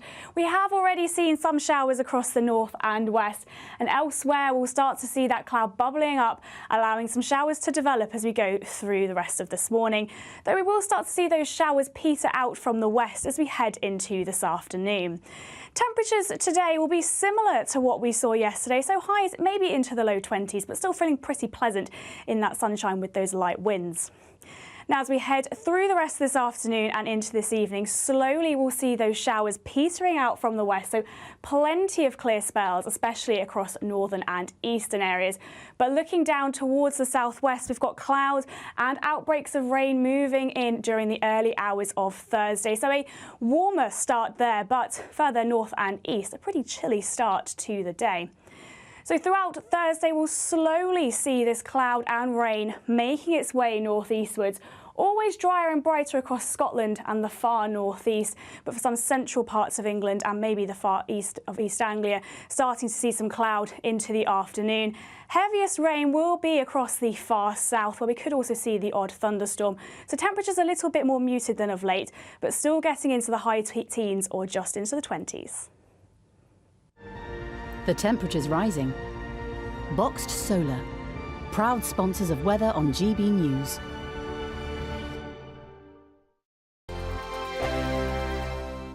This September, the GB News family is back together. From breakfast, right across the day, breaking the latest stories, and every evening. And don't forget the weekend. We've got the whole of the UK covered.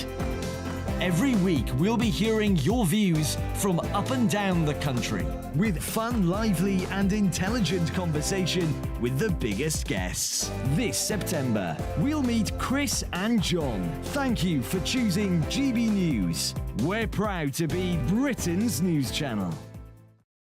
The Live Desk with me, Mark Longhurst. And me, Pip Thompson.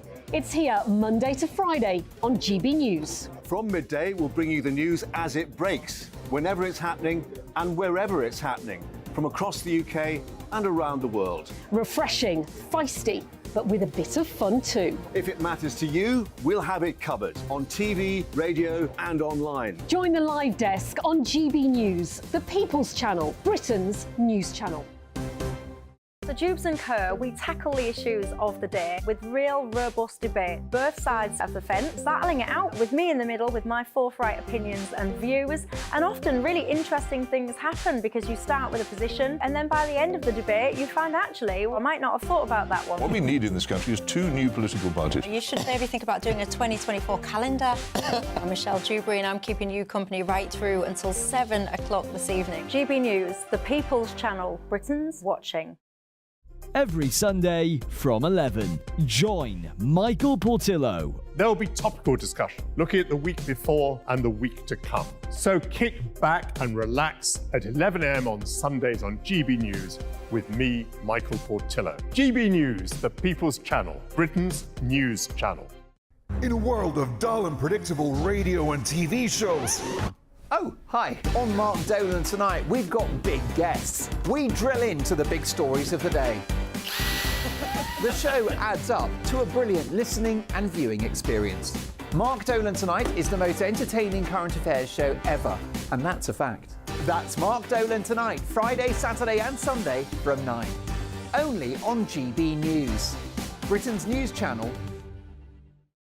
Like all families, we have arguments every now and then, but actually we agree on what the mission of GB News is, and that's the most fundamentally important thing. GB News provides the kind of platform that lets all voices be heard. We don't hold back. We're free to say what we really think. Just because some people who live in a tiny little Westminster bubble think that their particular story is important, that's not the most important story for me. And often there will be difficult stories, stories that you won't find on the establishment media. Because what people think in the north of England may be very different to what they're thinking in the home counties. We're going to carry on telling the world what life is really like for households up and down the UK. We love to be in your car, in your kitchen as you're having your breakfast. breakfast, whatever you're doing, you are part of the show. If it matters to you, it matters to us. Britain's watching. Britain's watching. Britain's watching. We're proud to be GB News, The People's Channel. Britain's news channel.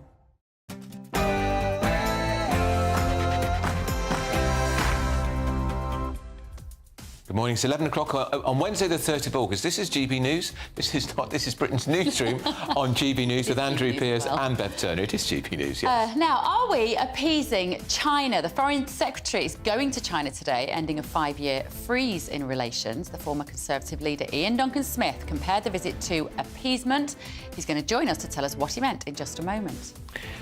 And it shouldn't happen again. That's the message from the National Air Traffic Services following a data glitch which has left thousands of Britons still stranded abroad. Repatriation flights are finally beginning today. Back on Netflix, the Duke of Sussex appears in the new Heart of Invictus documentary series, which is being released today.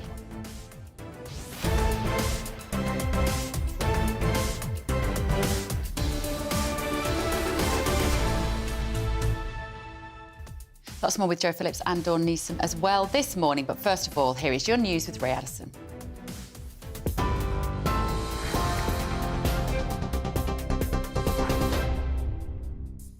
Thank you both. 11:01, our top story this hour. EasyJet is starting 3 days of repatriation flights after an air traffic control fault left thousands of British tourists stranded abroad. The first from Palma and Faro will fly into London Gatwick today, whilst 3 further flights will run on Thursday and Friday. The airline is also deploying larger aircraft on key routes to accommodate an additional 700 people. More than 250,000 holidaymakers are thought to have been affected by the disruption. Travel expert Simon Calder telling us that airlines have a responsibility to look after their passengers. If your flight is cancelled, the airline has a strict obligation to deliver to you a duty of care, getting you back as soon as possible, getting you a hotel room, paying for your meals. All of that the airline has to do, and if they're not booking a hotel for you, then you keep the receipts and you claim it back. Well, James Cleverly has become the first foreign secretary to visit China in 5 years. During the trip, Mr. Cleverly held face-to-face talks with Vice President Han Zheng and told broadcasters that the UK is clear-eyed that China will not change overnight. Mr. Cleverly also said it's important to maintain regular dialogue as we seek to influence the country.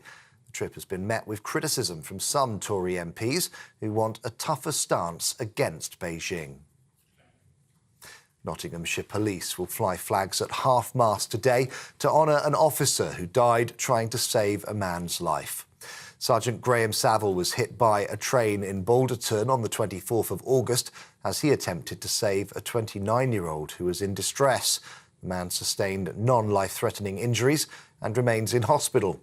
Tributes have been made by senior officers, along with the Prime Minister, who said it was a terrible reminder of the work the police do every day to keep us safe. More zombie-style knives and machetes with no practical use could be banned under new government plans. According to the Home Office, work is underway to increase the maximum sentence for their importation, manufacture, possession and sale. That would rise to 2 years. A new offence will also be introduced for possessing bladed articles with the intention to endanger life or cause fear of violence. The new measures are expected to be brought in following a public consultation. The Mayor of London has reportedly scrapped plans to charge all fossil fuel-powered cars from entering central London. According to the Financial Times, proposals to introduce a so-called zero-emission zone have been shelved. However, TfL will support boroughs who wish to introduce the plans themselves.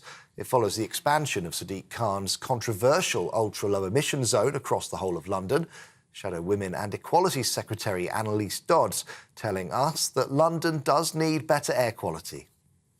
Well, actually, I think there is an understanding of what the Mayor has been trying to do here. Obviously, the Inner London emission zone really did get air pollution down, and some of the statistics here are extremely concerning in terms of the higher number of A&E referrals and people having to turn up there because of asthma attacks and even a death, obviously, that was linked to those high levels of pollution. And so clearly the Mayor has taken action. Home sales in the UK are expected to be around a fifth lower this year than in 2022. Property website Zoopla found that only around 1 million house sales could be completed this year. That's the lowest total since 2012 and equates to the average household moving once every 23 years. Florida's Gulf Coast is braced for fierce winds and torrential rain as Hurricane Idalia nears landfall. The storm intensified yesterday, prompting mandatory evacuation orders issued in at least 28 of Florida's 67 counties. Nearby states of Georgia and South Carolina also under hurricane warnings. Most of Florida's 21 million residents are at risk from the Category 4 hurricane.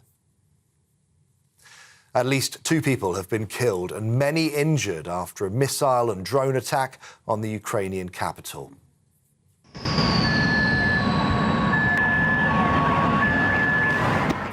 Russia launched the air assault on Kyiv from several directions simultaneously, with Ukraine calling it the most powerful attack since spring.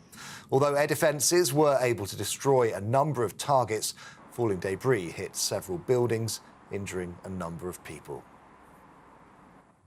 This is GB News across the UK on TV, in your car, on digital radio and on your smart speaker by saying play GB News. Now let's get straight back to Andrew and Bev.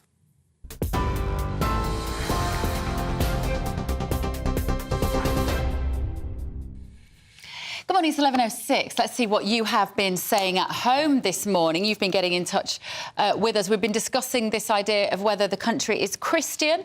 And this is interesting from Dave. He said, look, Britain is still Christian in its core values, but the demographic is changing rapidly. There's a reason that Mohammed has topped the list of boys' names for the last few years. It's true. It's been the most popular name for newborn babies. Whilst British Christians are having fewer babies, British Muslims aren't. Add this to the mass migration, illegal or otherwise, worldwide, and before long, those that want to use their own radical interpretations to suppress other religions will become the norm. There's no interrogation into British or Western Christian culture, which is being slowly eroded. But I also think what infuriates people about the church is all the bishops in the House of Lords opposing at every step the government's attempts to get to grips with illegal migration, which is not doing anything for social cohesion, and led no less by the Archbishop of Canterbury himself, Justin Welby, actually tabling amendments. Outrageous. Well, that's not what they're there for. You're right. And Mark says, I'm a Christian. It's sad to see that the Church of England is letting down the flock so badly with its woke ideas and ideals. Justin, presumably means Welby, may as well set up a new entity. You know whether you're a believer or not in the West, and particularly the UK, was built on its Judeo-Christian thought and belief. Not sure if you've noticed, I very much have that as we move off this foundation. The West is becoming more and more chaotic.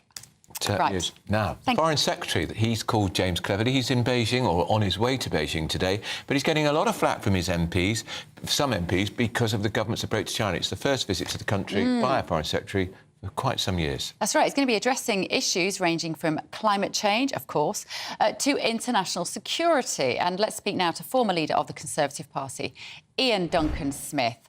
Good morning, Ian. Thank you very much for joining us. What's your interpretation of this meeting? How far can James Cleverly push those difficult conversations? Well, not at all. I mean, I think the whole problem with this is that it's not that the governments don't talk to governments and have to try and make arrangements. The problem I've got really here is that, unlike the US, which has set down some very key criticisms of the Chinese government, President Xi and the Communist Party, where they've actually sanctioned people who are responsible for things like the genocide of the Uyghur in Xinjiang, where sanctioned people who are responsible for the crackdown in Hong Kong and the trashing of the Sino-British Agreement, threatened China, warned them on a whole variety of areas.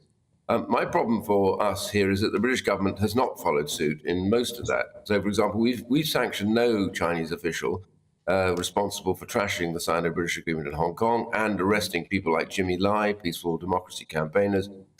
We've sanctioned nobody, 3 very low-level officials in Xinjiang, whereas America sanctioned 12 of the most senior people. So when we go over there, the problem is our new policy, which is robust pragmatism, which is something straight out of Yes Minister. The Chinese just think we're visiting them as part of the extended empire, and that we're just one of those regions that eventually will do homage to them. And I think this is a problem. What is the thinking behind it, Ian, as you understand it? Is it because we want to get more trade deals done with the Chinese? Because we've seen the horror with so many people about the fact the Chinese are involved in our 5G. We don't want them involved in our power stations. But do you think Cleverly's out there banging the drum for British business? And if that's the case and it brings investment here and jobs, is that not a good thing? Well, first of all, I think there's a second minister going over at the same time to talk to them about business links. Right. The problem is we are actually too much in hock to China anyway on almost everything that is produced. And a lot of it is produced by slave labor. That's a fact of life. And many companies don't properly declare that, which they're meant to by law. So first and foremost, China trashes the WTO, the World Trade Organization. All the rules that are about non-subsidizing by government are completely abandoned by China. So companies like Huawei were subsidized to, I was told, to 100% of any bid they make.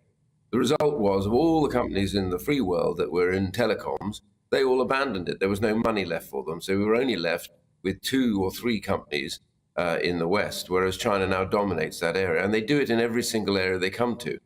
My concern really here is, and I think this is mostly because others have visited, that the government feels they don't want to be left behind. Because when the German foreign minister visited, she came back and made it very clear that she thought there was no point in talking to the Chinese at all about human rights.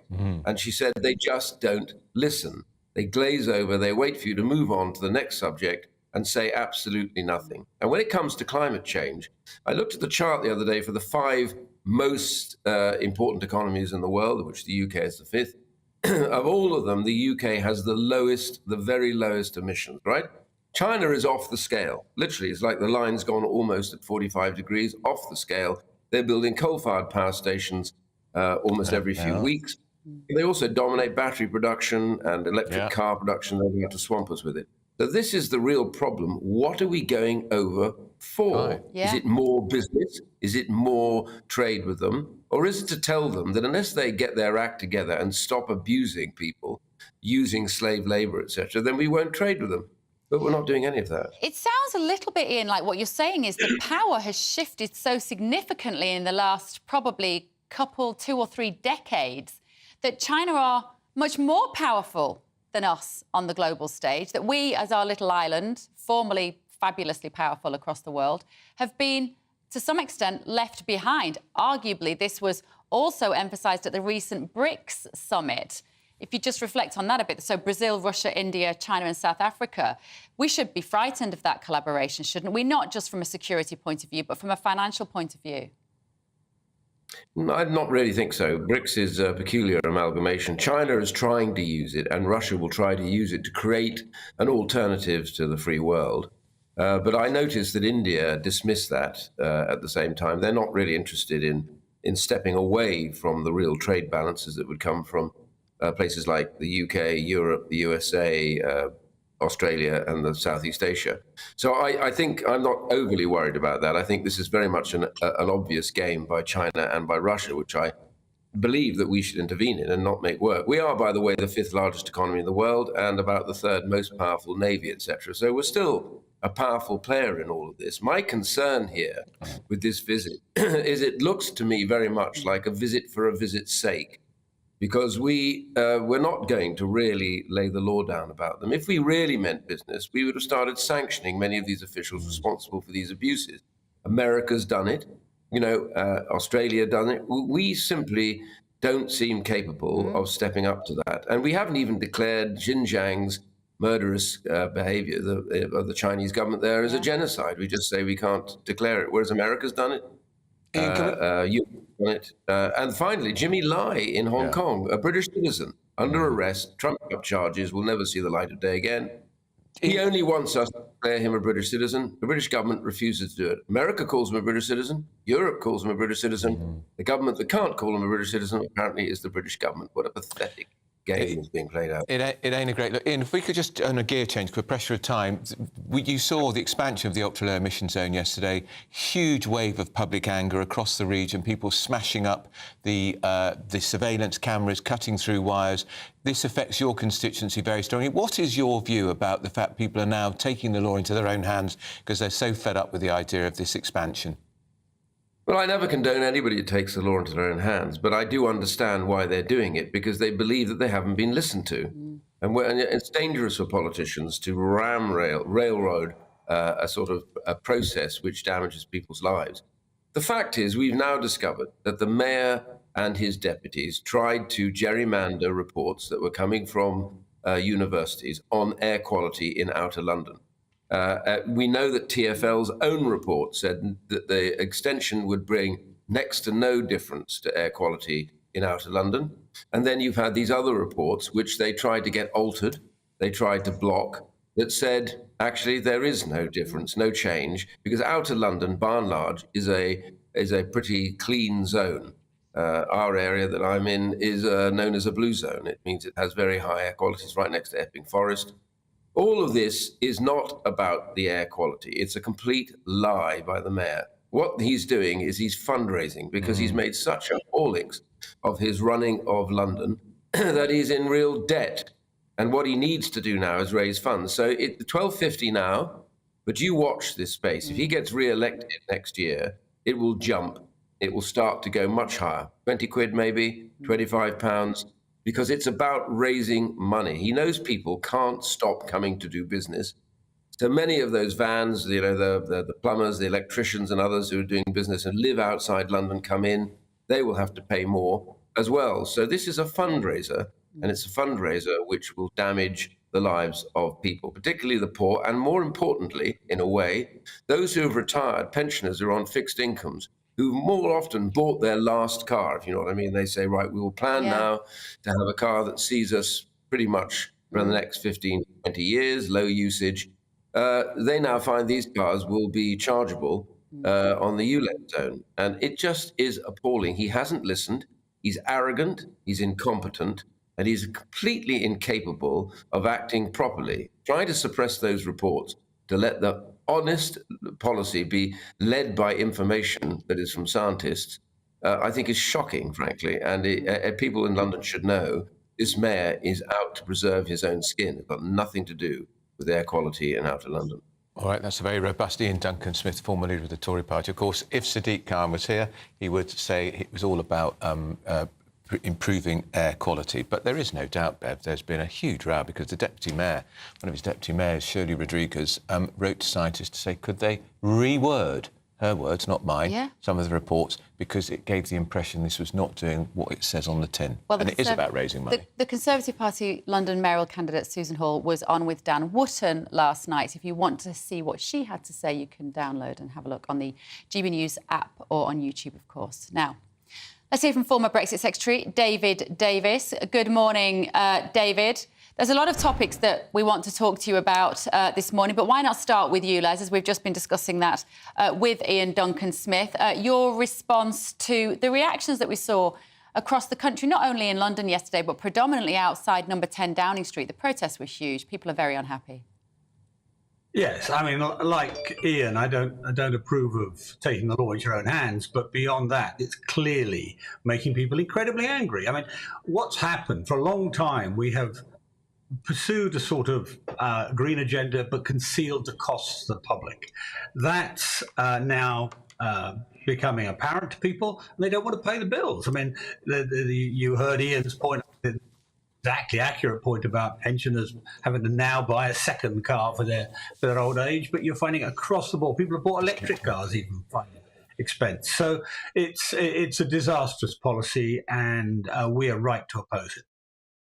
Before we move on to China, there was an opportunity for the government to challenge this, because you'd have seen the reports last week that under the Act which set up the Greater London Assembly, the Transport Secretary, he or she of the day, can intervene if they think the issue is against the interests of people in the area. The government chose not to do it because they said they would lose in a legal battle with Sadiq Khan's lawyers. Why didn't they push it anyway? ban it through this clause in the Greater London Act, and then fight Sadiq Khan's lawyers afterwards. It would show the Tories were on the side of white van man.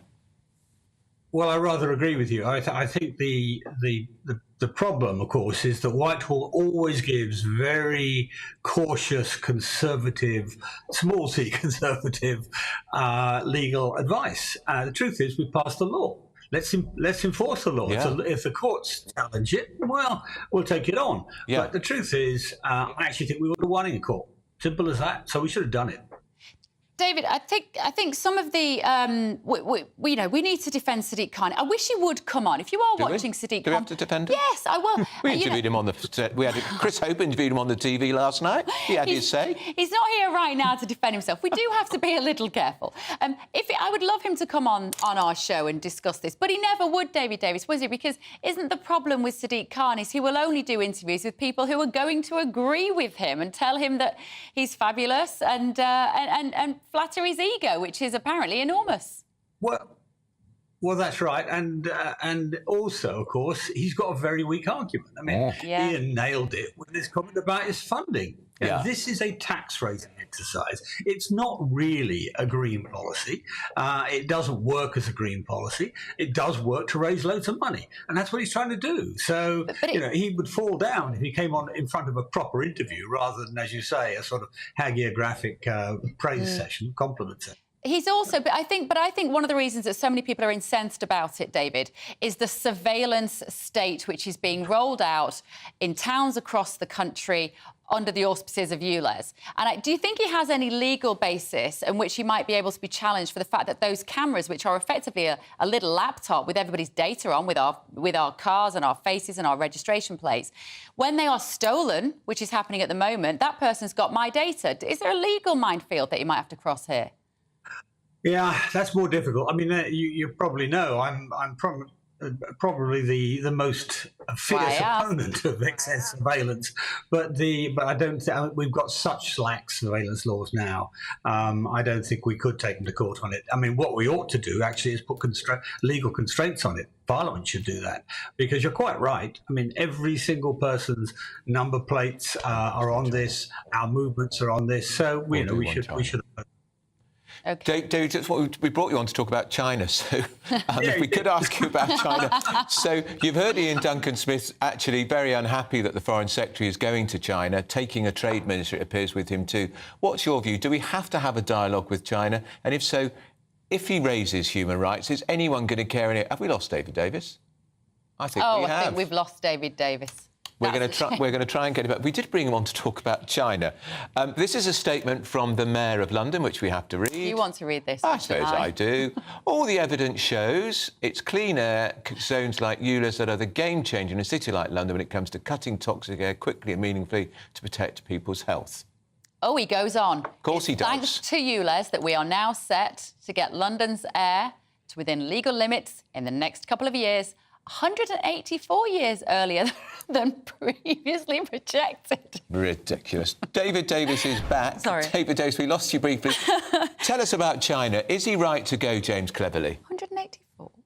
Well, it's perfectly reasonable for him to engage them in conversation. You have to do that with all major states.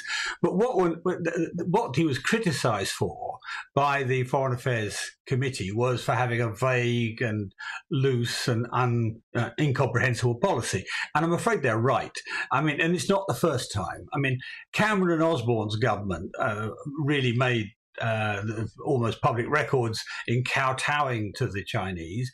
Unfortunately, the entire Western world is now doing it. And the Cameron-Osborne policy, where they were bullied into kowtowing to the member of the Dalai Lama incident, failed. It didn't work. We got more espionage. We got more intrusion in our infrastructure. We got more difficult behaviour by the Chinese and eventually sanction of MPs. So it doesn't work. So the real issue is how can we control the Chinese? Now, we can't, as an individual country, although we're a big-ish economy, we're not big enough to get proper compliance out of the Chinese. We have to do it in conjunction with the Americans, the Australians, all of the Asian powers, Japanese and so on. We've all got a common interest. At the moment, we're competing in being weak with them. We're competing to try and, as it were, develop commerce at the expense of human rights and all the other issues that we're concerned with them. So I think Mr. Cleverly was really deliberately, I think, answering a question that wasn't put to him. He was saying we should talk to the Chinese. Nobody's arguing that. It's a question of what you say to them when you get in the room, what you back up your words with in terms of commercial penalties and so on. The Chinese will behave in the way that they see is in their own best interest. So we need to get our allies together to deal with that. OK, David, thank you. We lost you, we got you back. David Davis. Always interesting. Always interesting. David Davis. I'm still wondering about Sadiq Khan saying he's in the air quality is 184 years better. Where do you think he gets? He's not 184. Very specific. I know. What were they measuring air quality 184 years ago? No, we mean. Still to come. Back to him. Still to come. Prince Harry returns to Netflix. I bet you can't wait. We'll have more on that in a moment. You're with Britain's Newsroom on GB News. What you get for breakfast is something that, if we do our jobs right, you will wake up to news that you didn't know the night before. It's a conversation. It's not just me and Eamon. We want to get to know you, and we want you to get to know us.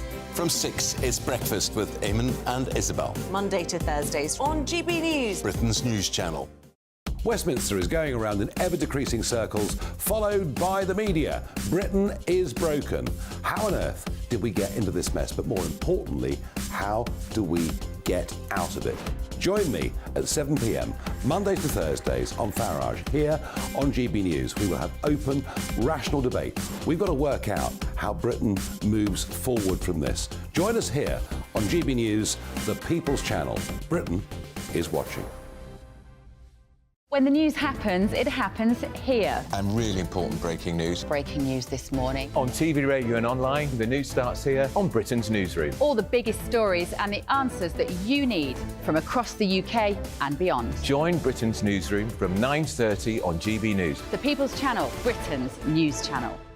Join me, Patrick Christie's, Monday to Friday, 3 till 6. We tackle the day's news agenda like you've never seen before. It's high tempo, high octane, the most controversial topics and the best guests. You will not be able to take your eyes and ears off it. I'm not afraid to ask the questions that you really want answered. 3 till 6 p.m, Monday to Friday on GB News, the People's Channel, Britain's news channel.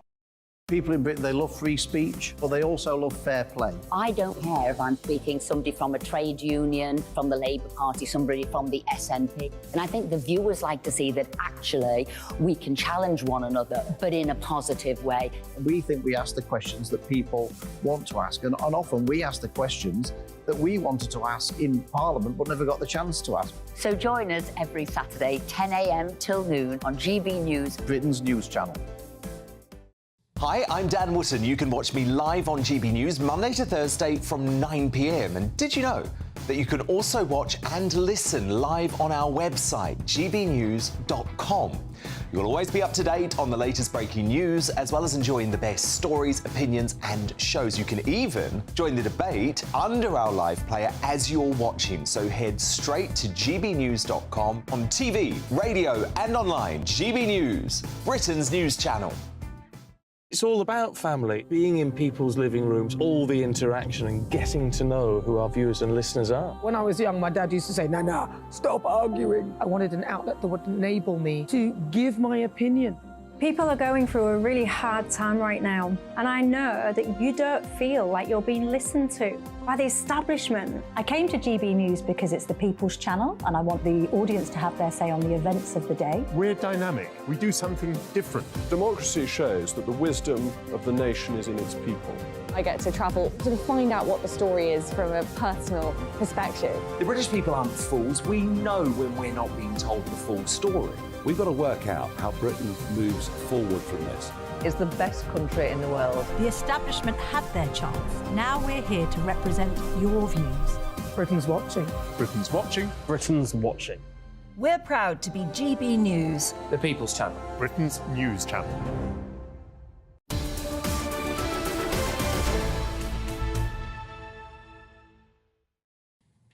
It's 11:29. You're with Britain's Newsroom on GB News with Andrew Pearce and Bev Turner. Russell has got in touch on Twitter and he said he's just started watching the Netflix Heart of Invictus. It was discussed briefly this morning. Yes, it was, Russell. I'm a great supporter of GB News and watch several hours each day. Fabulous. I'm not a royalist. I have strong views on certain members of the royal family.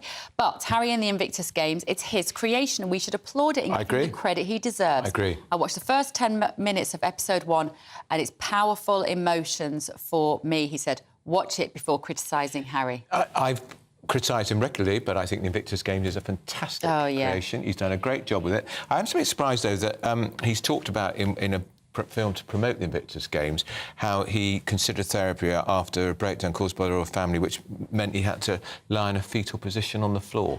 This whole Invictus Games is about supporting military men and women whose lives are broken by military conflict, post-traumatic stress, and he's sharing the fact that he was in a fetal position. It's incredibly fabulously privileged royal. You're drowning in the milk of humankind yet again.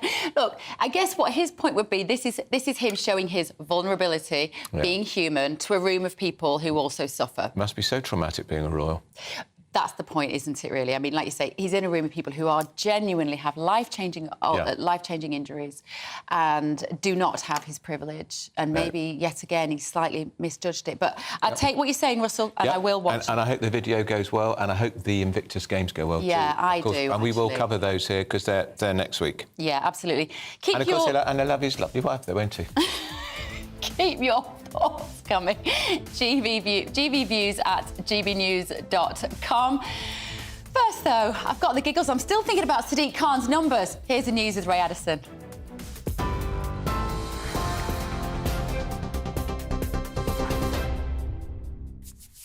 Thanks, Bev and Andrew. 11:31, I'm Ray Addison in the GB Newsroom. Our top story, EasyJet is starting 3 days of repatriation flights after an air traffic control fault left thousands of British tourists stranded abroad. The first from Palma and Faro will fly into London Gatwick today, whilst 3 further flights will run on Thursday and Friday. The airline is also deploying larger aircraft on key routes to accommodate an additional 700 people.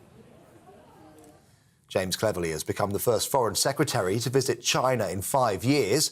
During that visit, Mr Cleverly held face-to-face talks with Vice President Han Zheng and told broadcasters the UK is clear-eyed that China will not change overnight.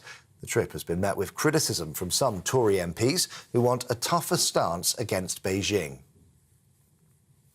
Nottinghamshire Police will fly flags at half-mast today to honour an officer who died trying to save a man's life. Sergeant Graham Saville was hit by a train in Balderton on the 24th of August as he attempted to save a 29-year-old in distress. Tributes have been pouring in from senior officers and the Prime Minister, who said it was a terrible reminder of the work the police do every day to keep us safe. And more zombie-style knives and machetes with no practical use could be banned under new government plans. According to the Home Office, work is underway to increase the maximum sentence for their importation, manufacture, possession and sale to 2 years. A new offence will also be introduced for possessing bladed articles with the intention to cause fear of violence. You can get more on all of those stories by visiting our website, gbnews.com.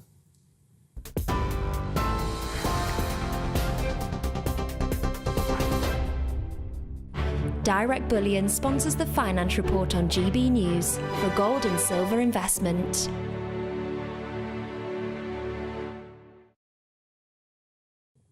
Let's have a quick look at today's markets. The pound will buy you $1.2654 and €1.1627. Price of gold, £1,530 and 23 pence per ounce. And the FTSE 100's at 7,470 points. Direct Bullion sponsors the Finance Report on GB News for physical investment. Still to come this morning, Prince Harry is back on Netflix. We're going to be telling you all about it. This is Britain's Newsroom on GB News. That warm feeling inside. From Boxed Boilers, proud sponsors of weather on GB News. Good morning, my name's Rachel Ayres and welcome to your latest GB News weather forecast brought to you by the Met Office. So to start Wednesday, it's been a much brighter morning than it was yesterday with plenty of sunshine around. We have already seen some showers across the north and west, and elsewhere we'll start to see that cloud bubbling up, allowing some showers to develop as we go through the rest of this morning. Though we will start to see those showers peter out from the west as we head into this afternoon. Temperatures today will be similar to what we saw yesterday, so highs maybe into the low 20s, but still feeling pretty pleasant in that sunshine with those light winds.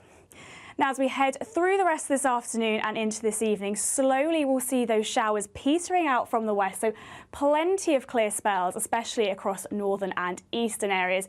But looking down towards the southwest, we've got clouds and outbreaks of rain moving in during the early hours of Thursday. So a warmer start there, but further north and east, a pretty chilly start to the day. So throughout Thursday, we'll slowly see this cloud and rain making its way northeastwards.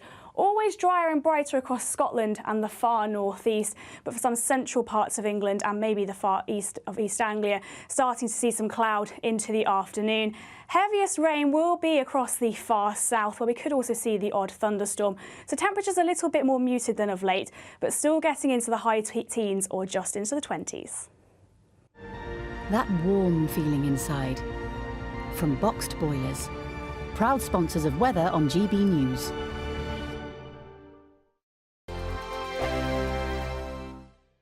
This September, the GB News family is back together. From breakfast, right across the day, breaking the latest stories, and every evening. And don't forget the weekend. We've got the whole of the UK covered. Every week, we'll be hearing your views from up and down the country, with fun, lively and intelligent conversation with the biggest guests. This September, we'll meet Chris and John. Thank you for choosing GB News. We're proud to be Britain's news channel.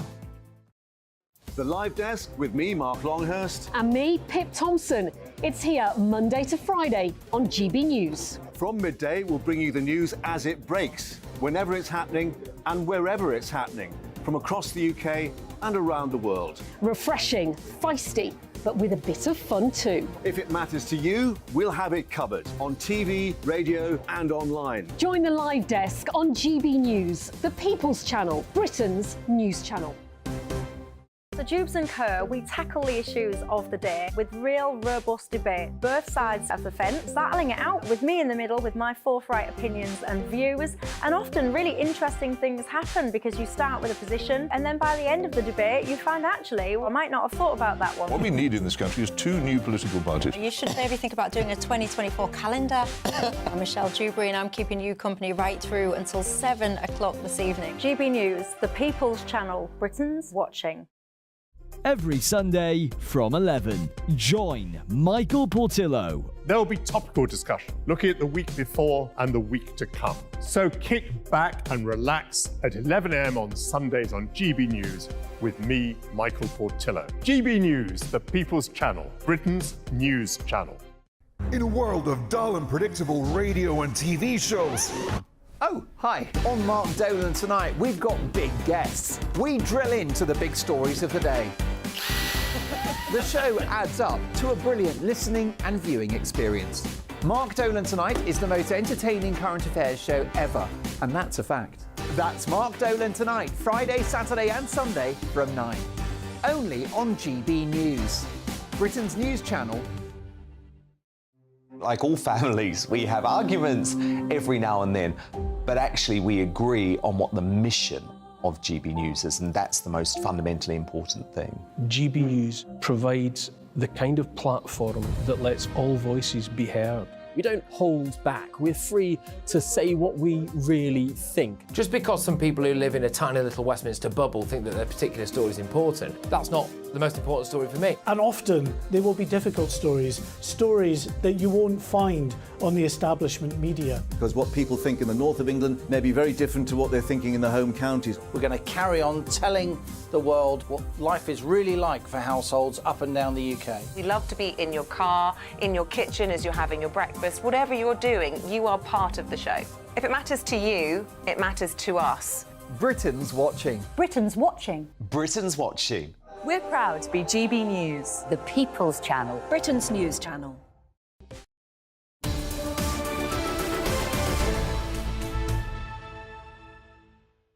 It's 11:39. You're with Britain's News. I'm on GB News with Andrew Pearson and Bev Turner. So Prince Harry's new Netflix documentary, Heart of Invictus, has been released this morning. The documentary follows 6 athletes competing in the 2020 Invictus Games. In the documentary, he takes another dig at the royal family by saying he didn't have a support network after his return from Afghanistan. Well, let's hear what he had to whinge about. The biggest struggle for me was the people that no one around me really could help. I didn't have that support structure, that network, or that expert advice to identify what was actually going on with me. Unfortunately, like most of us, the first time you really consider therapy is when you're lying on the floor in the fetal position, probably wishing that you dealt with some of this stuff previously. And that's what I really want to change. So royal commentator Caroline Aston joins us now. Hello, Caroline. Thank you very much for joining us this morning. This is still the same scripts from Harry, isn't it? It's a little bit... In some ways, he's doing a good job, right? Particularly if he's talking to ex-military men that might find it hard to talk about how depressed they are or how much they're struggling with that transition into civil society after being in the military. But it does feel very self-pitying still. He's still casting himself as the victim all the time, is he not? Well, yes, I think he's squeezed the lemon of victimhood since 2020. You know, one wonders what there is left to say.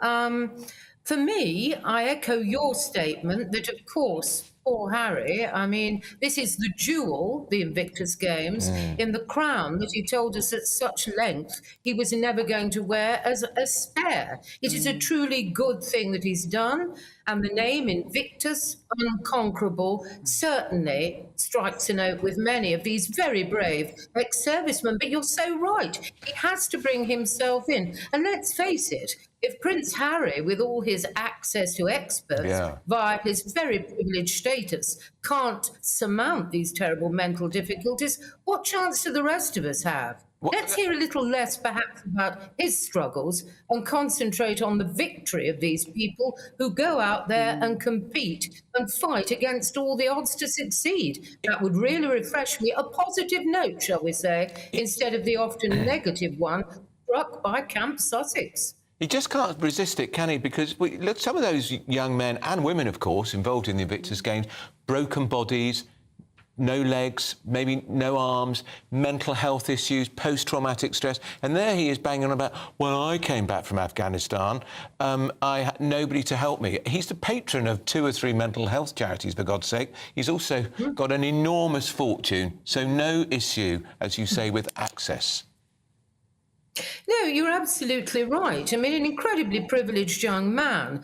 And I'm sure we all hoped when he got married and Meghan Markle, with her Hollywood background, came into the royal family, there'd be a sprinkle of stardust over everything. And the, how shall we say, the dynamic duo of Kate and William would be they'd become the Fab Four. That's right. It didn't happen, did it? So they've gone back, really. Certainly Meghan's gone back to the world that she knows so well. But I'm very interested in the fact that, to quote Gwyneth Paltrow, there's been a kind of conscious uncoupling of the Sussexes over the last few months. They seem to be diverging now, going different directions. Harry now becoming a positive influence, and Meghan, well, maybe going back to the internet to become a second Gwyneth Paltrow. They were joined at the hip and certainly at the hand when you saw them in public. Not so much now. And of course, Meghan is not coming here. She's going straight to Dusseldorf. But she will be with him at the Invictus Games, and that will be a sign of public support with her husband. But the rumours I read, Caroline, you're plugged into this world too. She didn't want to come to Britain with Harry the night before. She feared she might be booed. She might be right. She might have been. Yeah, not by for the me, first not by me, time. not by me. I wouldn't be there organising the booing. I can see that. I can feel that coming towards me. No. Not And sure there about have been that. certain booing noises heard when they have appeared in public. And of course, the optics of that would not be particularly good. But I do feel we're seeing an attempt to recreate the somewhat tarnished Sussex brand. Fatigue has set in, I fear, and certainly out in America too, which, let's face it, gave him a pretty good press for quite a long time. Now, there's just a little bit of edge creeping in there. And so this very glossy documentary, well, we're going to watch that and see what that does. I must admit, I loved the way Harry described himself in an interview as, and I quote, a husband, a father of two, a dog owner, and founder of the Invictus Games. Nice pecking order there. And in fact, the only thing you missed out was the rescue chickens. Caroline, thank you. Royal commentator Caroline Aston. She is fabulous. Laughing in the room with us, of course, Jo Phillips is back. And, of course, there she is, Dawn Neeson.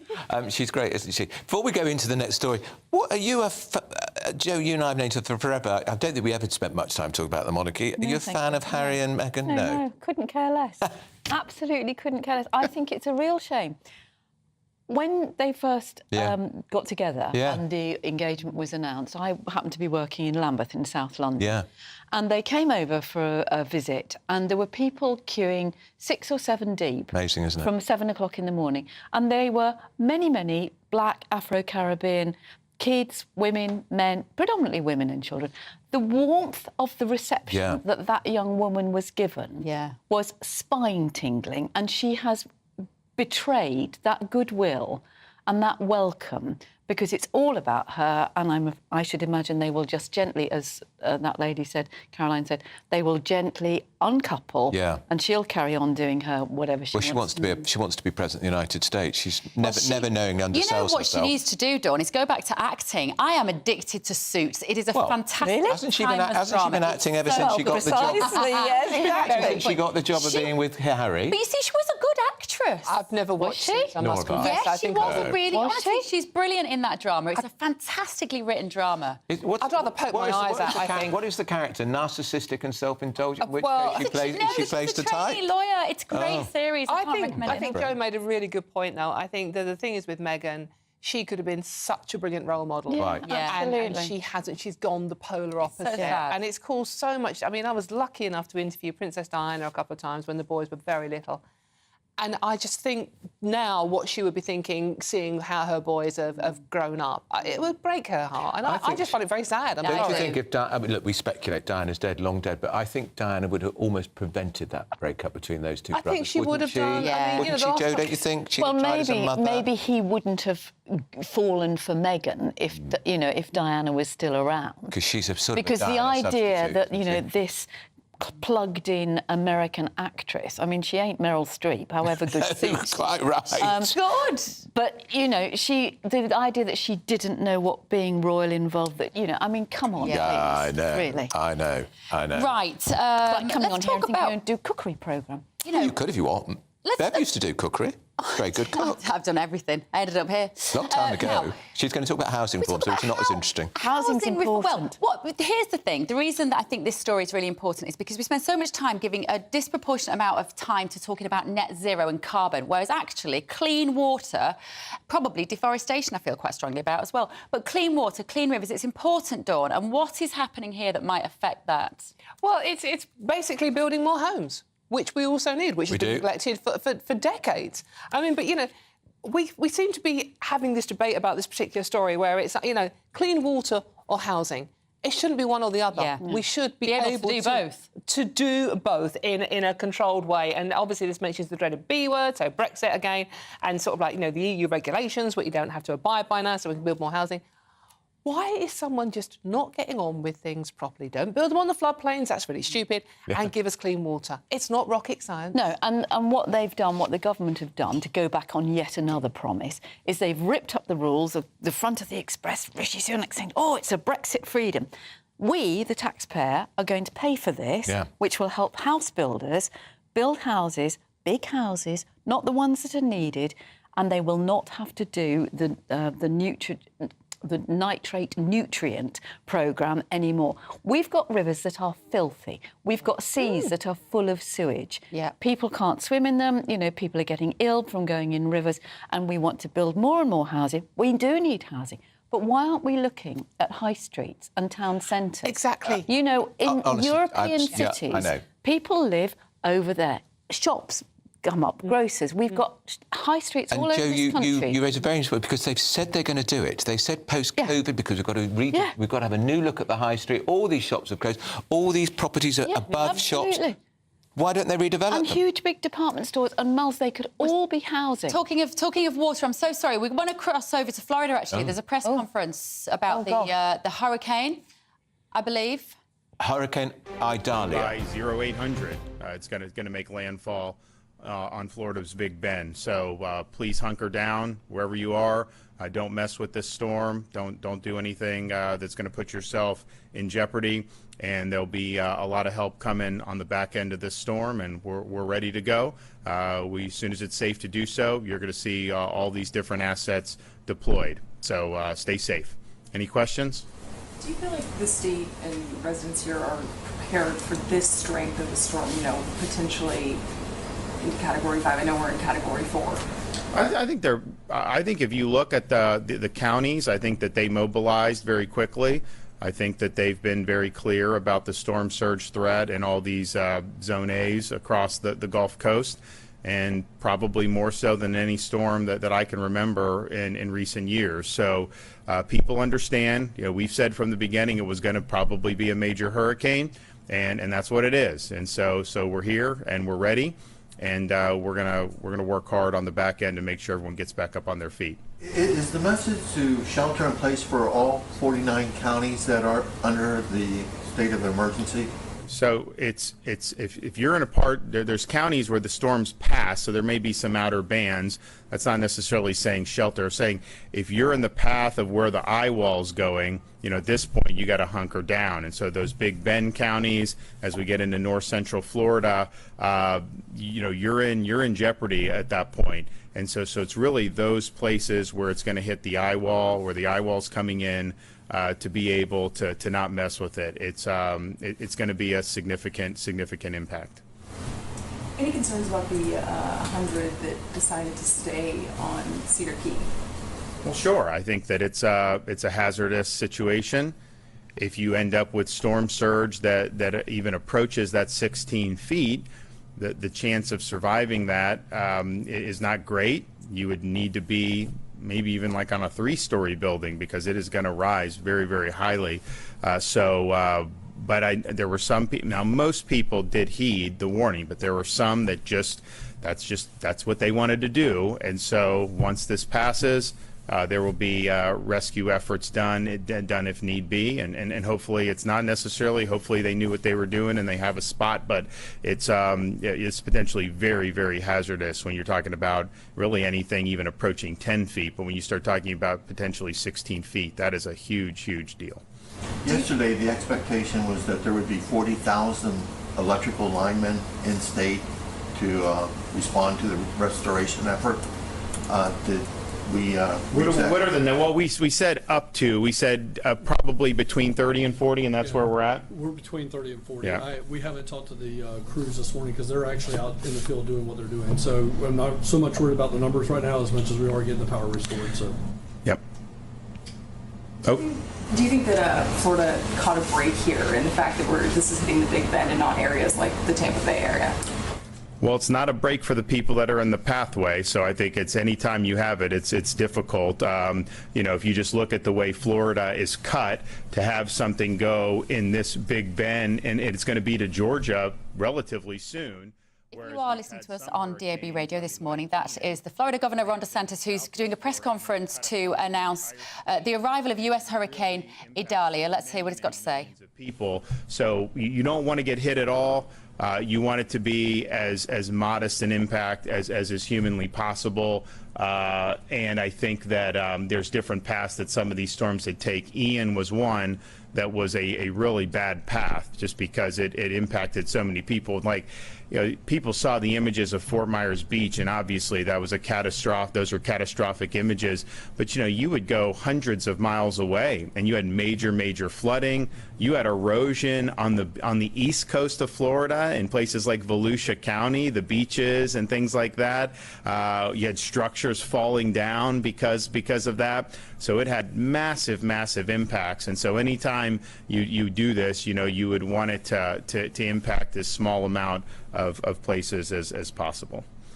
What do you think about Trump? You know, he's a resident here in Florida, and he hasn't commented on Idalia at all yet. It's not my concern. My concern is protecting the people of Florida, being ready to go, and we've done that. And look, in Florida, you just have to do this. I mean, this is something we put a lot of time and effort into throughout the course of each year, knowing that there's going to be time where you're going to have to activate it. Now, we had a major one last year, one of the most expensive on record. We were hoping not to have any this year, that maybe we would get off lucky, and but that just wasn't in the cards. So you deal with it. But that's been our focus, getting all this stuff ramped up. I think the counties, by and large, I think have done a really good job. So that is Florida Governor Ron DeSantis holding a press conference there about the incoming US Hurricane Idalia. We've run out of time. I'm sorry to Dawn Newsome and Jess Phillips. But you're going to come back and see us again, aren't you? Joe. You're going to come back and see us again, even if Bev can't get your name right. We do. I was distracted by Ron DeSantis. We've got to go. It's the end of the show. This is Britain's Newsroom. Here's the weather. The temperature's rising. Boxed Solar, proud sponsors of weather on GB News. Good morning, my name's Rachel Ayres and welcome to your latest GB News weather forecast brought to you by the Met Office. So to start Wednesday, it's been a much brighter morning than it was yesterday with plenty of sunshine around. We have already seen some showers across the north and west, and elsewhere we'll start to see that cloud bubbling up, allowing some showers to develop as we go through the rest of this morning. Though we will start to see those showers peter out from the west as we head into this afternoon. Temperatures today will be similar to what we saw yesterday, so highs maybe into the low 20s, but still feeling pretty pleasant in that sunshine with those light winds. Now, as we head through the rest of this afternoon and into this evening, slowly we'll see those showers petering out from the west, so plenty of clear spells, especially across northern and eastern areas. But looking down towards the southwest, we've got clouds and outbreaks of rain moving in during the early hours of Thursday. So a warmer start there, but further north and east, a pretty chilly start to the day. So throughout Thursday, we'll slowly see this cloud and rain making its way northeastwards, always drier and brighter across Scotland and the far northeast. The temperature's rising. What you get for breakfast is something that, if we do our jobs right, you will wake up to news that you didn't know the night before. It's a conversation. It's not just me and Eamon. We want to get to know you, and we want you to get to know us. From 6, it's Breakfast with Eamon and Isabel. Monday to Thursdays on GB News, Britain's news channel. Westminster is going around in ever-decreasing circles, followed by the media. Britain is broken. How on earth did we get into this mess? But more importantly, how do we get out of it? Join me at 7 p.m, Monday to Thursdays on Farage, here on GB News.